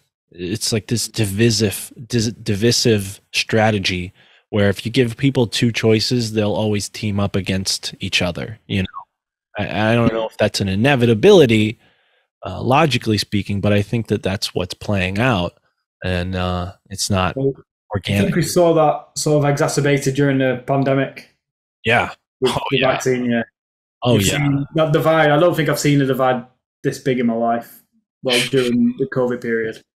Yeah, absolutely. And even now, like, people are still so just brainwashed that they refuse to see the truth of what just happened in the past, 2 or 3 years.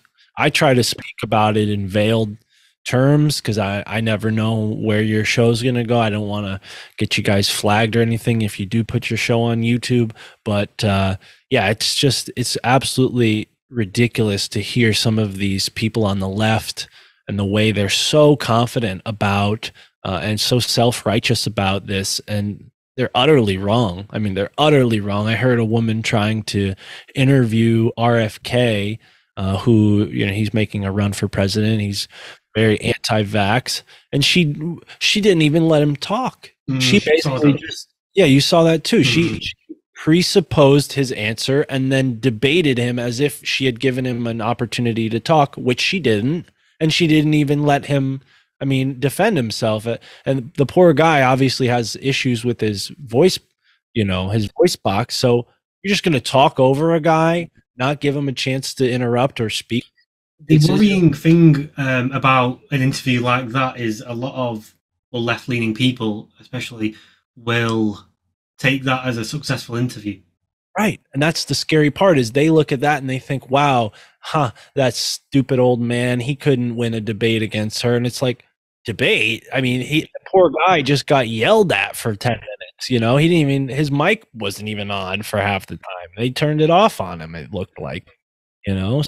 Yeah, I think when it comes to that divide, it is artificial, because when before I quit my job as a delivery guy to become a podcaster, in that in-between period, like when I was getting my podcast off the ground, I was driving for Lyft, and 80% of the people that I picked up were like us. Even though I live in a place where it's, people vote Democrat and it's a pretty liberal area, most people were like, yeah, this is crazy. And I didn't wear a mask because I don't wear a mask. I'm not going to wear a mask. It's my car. Screw you, Lyft, and most people, when I told them like, hey, you don't have to wear a mask in my car, I'll just keep the windows open, they're like, oh, thank goodness. So that, from the beginning of this whole thing, reassured me a lot, because I realized that the people we see on TV fighting this stuff, the people we see like grouped up together with masks protesting anti-maskers, or the people who are like screaming and getting into fights at like a CVS because one person's not wearing a mask, like those are such small isolated events. And because we're in this age of information where anything can be recorded and broadcasted instantly, the media makes it seem like that's happening everywhere all the time, all at once, all around you. And it's just not.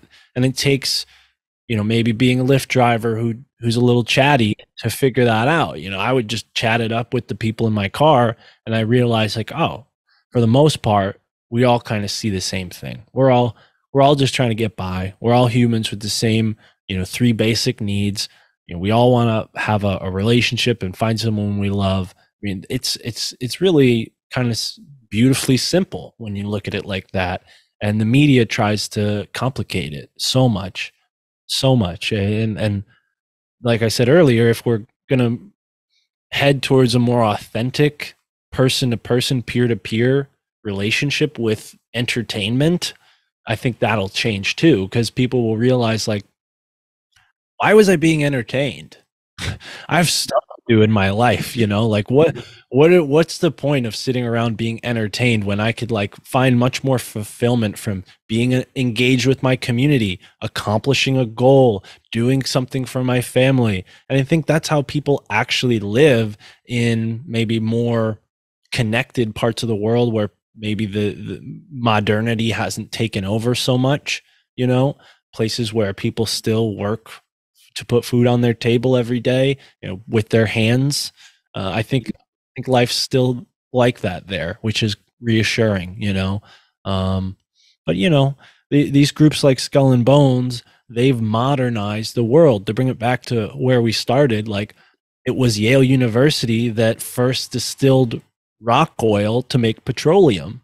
If we didn't have petroleum, gasoline, the world would be a completely different place. Absolutely, completely. We might not have had World War One or two because they wouldn't have had the vehicles to fight each other. You know, they would have taken months to even get to each other. But because we're like rapidly getting closer and closer to one another, you know, things are gonna, the chaos is gonna be turned up a bit, I think. But that doesn't mean that we're heading towards all chaos. I think it's just like, it's like the double-edged sword, you know, everything has a sharp side and a dull side. You know, we're kind of getting the dull side that hacks inefficiently, you know, and I think in the future maybe it'll be more sharp and precise and things will work more efficiently, we can hope. Well, we're reading this book at the moment. I don't know if you've heard of it. It's called The Fourth Turning. And it's basically, it describes society and how it develops as a cycle. So, and at the moment, I think we're approaching what he calls the chaos and the crisis part of the cycle. And then after that, it's the awakening. So what I think is going to happen is it's going to get a bit chaotic over this next probably decade. And then after that, we'll start awakening and then things will build up and be more positive going forward for then to happen again. And the last time it was chaos, it was World War II. Yeah. So it happens in 20-year stages. Okay. So every 80 years, you sort of have a new, it sort of resets then. Yeah, it falls in line with the average lifespan of a human. Wow. See, now, and the ancient people had ways of describing this concept, right? The Kali Yuga cycle describes the Iron Age, the Lead Age, the Silver Age, and then the Gold Age, and then it goes back to the Lead Age, you know, it starts over again. I think the other cultures have other ways of describing it, but it's amazing how in the past, maybe what took 20 years now took 100 years. So maybe what used to be a 400-year cycle is now an 80-year cycle. And yeah, I wonder if that's connected at all. But I think I have heard of that fourth turning. I've also heard of a similar concept with generations, where every 4 generations you have like 4 different archetypes. So one generation will be like the classic kind of you know, protagonists, or not protagonists, pragmatists, right? Where the generation that follows the pragmatists will always be kind of more artsy or more creative, less worried about that pragmatism. And then the generation to that is reactive. And then the generation to that is proactive. And then it starts all over again with the pragmatism. Yeah, he talks about this in the book as well. Same theory. I think it's a Carl Jung theory, right? Right. Yeah. Carl Jung, most likely. One person that actually, it's funny, the guy who wrote my favorite book about Skull and Bones is also the same person that brought that concept up on my show, a gentleman named Chris Milligan. He co-wrote this book, but he put it together, which was the most important part, because there's a bunch of people who have written about Skull and Bones, but no book other than fleshing out Skull and Bones for the audio listeners covers nearly as much. And yeah, I tried to go in and corroborate everything in this book to the best of my abilities, and I haven't found anything that is inaccurate. You know, being here in New Haven, I have more access, you know, to like certain resources just being in the city itself. I could go to the library. I can go to, you know, a building and see on the side of the wall, oh, this was built in 1768. You know, like we have some buildings that are that old here. And it's kind of fascinating because, you know, it's not very old for where you guys live, but it's pretty old for where we live. And one of the big interests that got me to look into all this was the whole Tartaria theory, which I don't know how much weight you guys put into that, but kind of upset me a bit to find out people thinking like, oh yeah, 200 years ago, it was a completely different civilization that was here. And the guys who came in and took it over, you know, like that theory just didn't make a lot of sense to me. There was this big, great reset in the 1800s. If you haven't heard the theory, I'm not going to go and reiterate it because it's not really my cup of tea, but it essentially inspired me to like look at history and look at my local history, because I know the town that I'm in is at least 400 years old. You know, there's records of people living, dying, having kids, living, dying. I mean, going back 400 years, you can prove that those people are there. You can even see where they're buried, you know? And that's kind of been the most fascinating part, is like learning all this really unique stuff about where I was born. You know, we usually take that for granted. Like, oh, who cares about where I live? I don't live in New York City, or I don't live in LA, or I don't live in London, you know, like that's where all the action is, you know?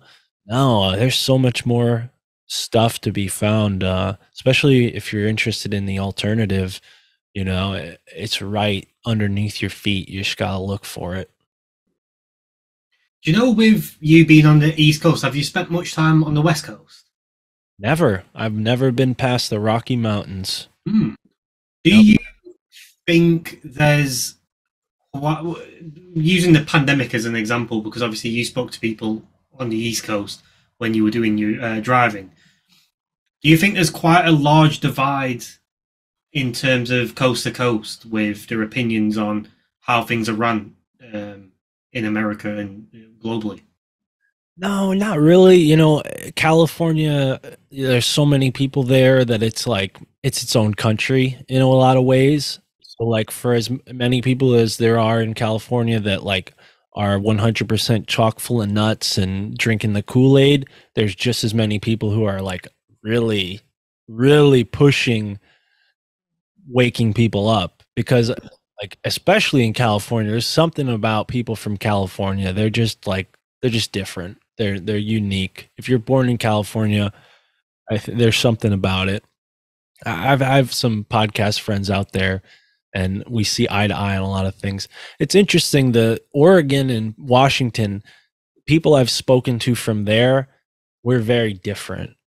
No disrespect to anybody from Washington or Oregon, but like the East Coast of the United States has a very different personality and culture than the West Coast, and more so the Northwest. Like it's its own place. People is Portland in Oregon. Is that right? Yeah, Portland. Yeah. Portland and Seattle. I mean, those are two big liberal nightmare cities. You know, I have no plans in ever going there, honestly, unless I'm traveling by car, because there is some beautiful stuff like to see in those states. But yeah, as far as those cities go, you know, the homeless is really bad. The drug situation is really bad, and you see that happening with these liberal cities, and you have to wonder why, what benefit, you know, do these politicians gain from having cities that are full of homeless drug addicts? I think there is an actual benefit, you know, as sick as that sounds. They're benefiting from having a city with all of these, you know, I guess, you know, it's funny because in America, people are commodified, you know, so like if you're sick, you're worth more money than if you're healthy. Because if you're healthy, you know, well, there's some costs associated with that I think net negative to the politicians. Whereas homeless people, drug addicts, they fall into this class of people that are useful if you're a politician, especially if you're a greedy politician, because you can use this group of victim minorities, champion their cause, get a lot of money into your city to help these people. But then that money goes to your salary, it goes to a bonus, it goes to pay off your car loan, it goes to, make sure your company has your office has a nice, party at the end of the year. So there's a lot of corruption with these big cities, and they benefit from having, disrepair, because it's like, oh no, we need your help. We need your help. We can't do it. We can't do it. The city's falling apart. We can't do it. Meanwhile, the people in charge are living on the top floor of a 30-story building, taking a helicopter from here and there, going to sports games, going to the best concerts, taking a yacht out for a vacation. I mean, they're living off of the city. They're benefiting from the city being the way it is, but they're not living in the city the same way a blue collar guy is, who drives a garbage truck and has 4 kids to feed and lives in a really crappy neighborhood and constantly has to worry about his car being broken into because there's guys who will go and rip your carburetor out and sell it for $50 to get a heroin fix. I mean, that's the reality in a lot of these cities. And it doesn't matter if you're in New York City or Atlanta or Los Angeles, Portland, Seattle. There's corrupt politicians. They just have a different culture. It's slightly different, but it's all the same dynamic. So to answer your question, is there much of a difference between like the West Coast and the East Coast? In a lot of ways, yeah. But as far as like the issues go and the problems, no, we all have the same problems. Like Portland, Maine is a lot nicer than Portland, Oregon, and that's only because there's less people there. I mean, as far as like drug addicts go per capita, I think they probably have about the same. It's just there's a lot less people in Maine because it's freaking cold in the winter, and you're not going to make it if you're homeless in the winter in Maine, but you could in Oregon if you have a fire. So yeah, and not to bum you guys out, but that's the bleak reality of the US is shiny. Well, I saw this video on YouTube of, I think it's a street in Philadelphia. Oh yeah, Kensington. This guy was just driving down and recording, and I was shocked. I didn't expect the image that we get of America in the UK is not what I saw on that YouTube video. Yeah, and I like Philadelphia. I've been there a couple times in the past few years. I've never been to Kensington, which is where that person's filming, because that neighborhood is chaos. It's only drug addicts, homeless people, and gang members. That's the only people that live there. I mean, I feel bad for any families that do have to live there because they're living through shit. I mean, even the people who live on the outskirts of that have to deal with that. And there are some parts of Philadelphia that are so beautiful. It's like, wow, what a wonderful city. I'd love to live here. But only 20 minutes away, there's like an open air drug chaos, like it's just chaos over there. So yeah, it's definitely, I mean, I'm sure there are places all over the world in every country where you can like kind of pull up the rug and be like, look at what this country's hiding, I think America just kind of, it's definitely funny because like, I don't know if you guys heard this, but like there were news reports saying like, oh, don't travel to the US this time of year. Race riots and political upheaval is, a likely occurrence at this time of year in the United States. And I was thinking to myself, like, that's a reason not to come to the United States now? Like, is that how the rest of the world sees us? Like, we're just constantly fighting and protesting each other. And it's really not like that. It's just these specific areas, specifically in cities, where people are, again, used for political agendas, for corrupt politicians. I mean, the whole protester situation, it was manufactured. When there's an actual organic protest by the people for the people, it is broken up by the police. It's not quarantined or quarantined by the police. I mean, these protesters were literally like guarded. They had like perimeters set up by the police. Like, okay, here's your protest area. Here's where we don't want you to go. Don't go to JP Morgan's headquarters. Don't go, don't go to the town hall. Don't go to City Hall. But if you want to burn down the Foot Locker and, the Audi dealership, go ahead. We don't care about that. And that's what happened in a lot of these cities, not so much on the East Coast because, on the East Coast, there's a lot more blue collar people in the cities that are like, screw you. You're not burning down my neighborhood. You're not burning down my Foot Locker. That's why you have that whole gunfight in the Midwest with that kid in Kenosha, Wisconsin. He was just trying to protect the local business using his Second Amendment right, albeit he wasn't on his own personal property, but still he has a Second Amendment right to defend himself with a weapon if he's attacked. And that's what happened. I don't think that it was necessarily like an organic event. I think what happened was a certain group of people were given the pass to cause mayhem and bedlam, and the rest of the country was like, whoa, whoa, whoa, whoa, whoa. That's not the America I'm a part of. Like, when did that become okay?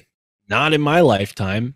And enough people had the balls to be like, you're not going to do that in my town. And I'm grateful that people in Connecticut, where I live, have some sense of self-respect and didn't burn down any cities here. I mean, there were one or two places that got a little roughed up, but on the East Coast, really, outside of New York City and maybe Philadelphia, maybe Washington, D.C., no, none of that shit. Not what happened in LA or Oregon. None of that stuff happened out here because people just, there's more people concentrated. It's not as segregated on the East Coast. In Portland, didn't they take over the town hall? Is that right? Yeah, they created the CHAZ, the something autonomous zone. Is that still a thing today? No, I think the FBI actually went in and kicked them all out. I think if it was either the ATF or one of these like federal groups, and the SWAT team went and kicked them all out. Yeah. So no, the CHAZ is dead, but that's the type of people that I think used to be a big part of the conspiracy community. It's funny, like when I was getting into conspiracies, it was all people on the left who against George Bush, and that's the kind of folks that really are out on the West Coast from my perspective. It's like this type of like vegan, anti-authority conspiracy theorist, and unfortunately a lot of those people got swayed by the vax conversation. They got swayed by the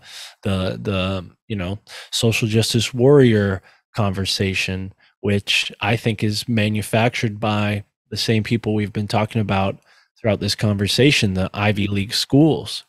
They had this whole cultural change in the 60s, and now we see those professors who were young people during that cultural change influencing a new generation to have all these new social changes that make absolutely no sense. I mean, 300 genders, what? I think that's taking that movement 20 steps too far. What happened in the 60s was supposed to happen. We were supposed to live in an equal society where everybody, regardless of, ethnic or racial background, has the same privileges and opportunities. Obviously, why aren't we there yet now? I mean, it's still not equal. And these professors, they want to, say, oh yeah, look how good we did making an equal country. Now, give us your children. We're going to re-educate them the way we see fit. I mean, it's the same thing that they were fighting against, just a different iteration. Yeah. So I think because they've pushed it so far, it turns level-headed people against the whole agenda because it's going way too far. Whereas in the 60s, it was just made sense. It was common sense. Whereas now, like, it's just gone too far, like nonsensical. Well, they use drugs in the 60s to take it too far, and you see where that's led us, right? So the hippies were like, no, man, we're not going to play by society's rules. We're going to start our own communities. We're going to start our own governments in our own areas. And then the the federal groups like the CIA infiltrated that with drugs, and then it became, we're going to do whatever drugs we want whenever we want, man, and fuck you if you try to stop us. And then what happened? Now we live in a society full of drug addicts, right? I mean, street drugs are killing people. They're not like they were in the 60s where people could get some pot and maybe some acid on the street and have a great day. No, now it's like, hey, you want a new like way to ruin your life and, basically spend all your money on something that's self-destructive. Like that's what drugs became. And then on the legal side, it's the same thing. It's dependency and self-destruction, just in a slower form. It takes longer. But by the time you're in your 70s or 80s and you have dementia, you wonder why. Well, maybe you shouldn't have listened to your doctor who gave you all these fucking foreign weird chemicals. I mean, all the weird things that were in food back then too, like in the cans and the Monsanto and the DEET that was being sprayed on all the crops. So tons of things that made people sick and whatnot. But there's still so many ingredients in America that are legal, but illegal over here. Oh yeah. Well, that's one of the great like, I think, illuminators for when I was younger and I was trying to figure out this health stuff. I was like, whoa, in Europe, they don't do fluoride in the water. Why are we doing that here? They say, oh, it's for your teeth. You're going to have terrible teeth if you don't use fluoride. It doesn't seem to be bothering anybody else in the world. That's what one of the benefits of the information age is now they can't keep that kind of stuff away from us. In the 60s and 70s, I mean, who the fuck knew what other countries were doing unless you went there and found out, right? Now I can look it up and see, oh yeah, MSG is banned in this country. Why? Well, because it's probably bad for you, but it's not banned in all these other countries. Maybe it's actually good for me, right? I think this is the kind of thing that people need to start to wrap their head around. And I don't know how much things have changed since the EU got involved with Europe, but I'm pretty sure Europe is pretty forward when it comes to like organic foods and not using genetically modified ingredients. And you guys are oodles ahead of us in education, and the countries that do kind of follow that lead are again ahead in education. Meanwhile, America is experimenting all these crazy genetic modified foods and all these crazy ingredients, and look at where the average person's intelligence is going. It's going down the drain. So I don't think there's a coincidence there. I think it's all connected for sure. And like we were saying with the hippies and the drugs, that was a step too far for the hippies, and it threw that off and made people kind of question that whole thing. Same thing's happening, to your point, Aaron, with this social justice warrior woke movement, where they're going 20 steps too far. And I think the reaction from the average person, unfortunately, is going to be maybe 2 steps backward. And that's exactly the opposite of what these progressives want, but it's what they're going to get, because they're not really being, they're not being authentic. They're just being kind of manipulated by these people who are aware of the fourth turning, aware of the generational differences, aware of the yuga cycle, and trying to be ahead of that. These puppeteers, these, monarchs who have shifted to become plutocrats and then shifted to become like these shadowy, capitalists behind these big, huge groups, Bilderbergs, WEF, and all that. They see 20 steps ahead and want us to be thinking 20 days ahead. They only want us thinking 20 days ahead, while they're thinking 20 years ahead, 20 decades ahead, right? So that's what we're up against. And, I think the faster we can point out how they've done this and how they've gotten to this point, the quicker it'll all come crashing down. And so to anyone listening, I say look in your own backyard, because it's a lot more effective and efficient to do it that way, to start with what's closest to you and to start with what you know. And I think that the sooner people start to look around their own city, their own town, sooner they'll see that there's corruption, there's things that don't add up, there's things being swept under the rug, and our world can't be fixed unless we all clean up our own backyard, because it's one giant mess, and it's like a compound mess. So we can't fix the whole mess. We have to clean up the little messes one by one, right? And since there's billions of us, it's actually pretty easy. We all just have to focus on what's in front of us instead of worrying about that damn trans swimmer who got all the records, or this stupid billionaire who's taking land from poor Canadians, or whatever whatever the case may be. This is what we have to do, is be very community oriented, because I think that's how they're trying to control us, is by putting us in this big global pool. I feel like that's such a good message. Clean up your own backyard, because you've got so much more influence in where you live than you would on a global scale. And I feel like this for Cam, on Alternative, we focus on the global events and everything that's going on in the world, but we never actually look at what's going on at home. Well, and these global players are just a amalgamation of their local interests, right? So how do you defeat a global entity, but in any other way than to take them out one by one, root by root, strut by strut? You sort of kick the legs out from under them, and they have nothing to stand on.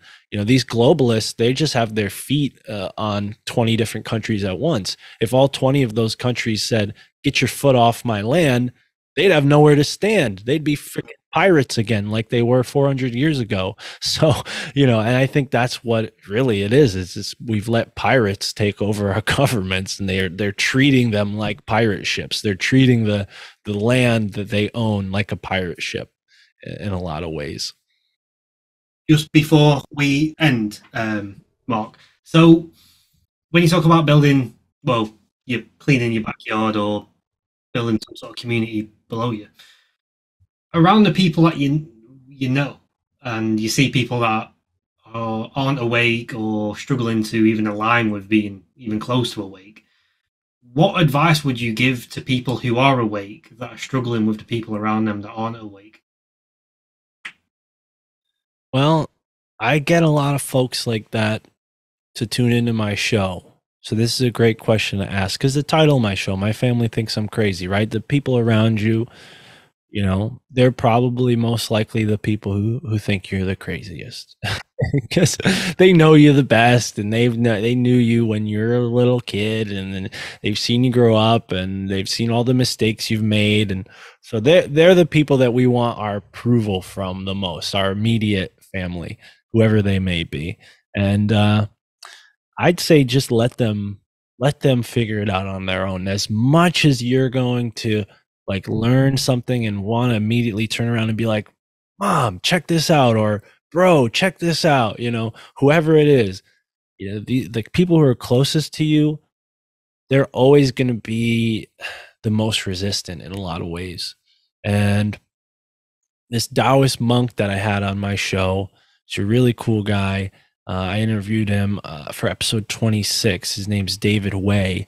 And he said, all the things I've learned being a Taoist monk, he said, I've never tried to teach any of this to anyone in my family, because if I'm doing what I'm supposed to be doing, then they'll follow my lead. He said, and this is speaking to the men in the audience specifically, but he was saying, as a man of the house, I'm setting the pace. So I let them do their own thing, and they follow the lead as they see fit. And just the way he had this kind of unattached confidence about his influence on other people really inspired me, because the more you try to micromanage people, and I do this all the time. It's one of my biggest flaws. Is it's why my show is called "My Family Thinks I'm Crazy," because I hear maybe my mom say something about, oh, my hip hurts, and then I say, well, how often do you walk without shoes on? And she's like, well, I always walk with my shoes on. And I'm like, well, maybe that's why your hips are. And there are other reasons why she's having hip problems. But I'm always trying to give people like advice like that. Like, because to me, it's simple. Like, we've created all of these issues in human society, and now we're dealing with a lot of the like side effects of these issues. And we take for granted like the progress that we achieved as like all beneficial, when really a lot of it's detrimental. Like wearing shoes, sure, it's going to protect the skin on your feet, but in the long run it may actually screw up your skeletal health. It could screw up your muscular health. It could screw up your tendons and your knees. So as much as I appreciate my pair of shoes, I try to walk barefoot around my house all the time. And if I need to go out to my car, I'll try to walk barefoot, even though the driveway is uncomfortable. And like, as much as possible, when I was younger, I used to hike barefoot, believe it or not. It's a little more difficult to get into. You got to get used to it, but that's one of the things that I think definitely helped my posture. It helped my physical well-being in many ways. I'm a martial artist, so that's part of where I kind of experimented with a lot of this stuff. Because when I first started martial arts, I was like, stiff and rigid, and I felt like I needed to limber up and become more flexible. And so, yeah, the advice to really answer your question, just focus on yourself and lead by example. And, if somebody asks, give them the best you can. But if they don't ask, the best you can do is just subtly encourage, because as soon as you try to like shout at somebody about something, or, overpower someone else's ability to decide for themselves, they're just going to be skeptical or doubtful of whatever you're trying to present to them, because they're going to think, well, if this is so simple to you, how come I couldn't have come up with it myself? And actually, maybe it's this way instead, dummy. I think naturally people have that instinct to be like, no, I'll figure it out for myself. It's a bit of a defense mechanism, right? Right. Don't put people on the defense. Yeah, I think the best way is to lead by example, for sure. All right. This has been amazing. This episode's been amazing. Thank you. Yeah, it's been great. Thank you. It's been great talking to you both. I feel very comfortable. The ideas are flowing. I like your show. And anytime you'd like to have me back on, please. Yeah, 100%. Yeah, 100%. Yeah. Cool. All right. Thanks for listening, guys. All right. Cheers, guys.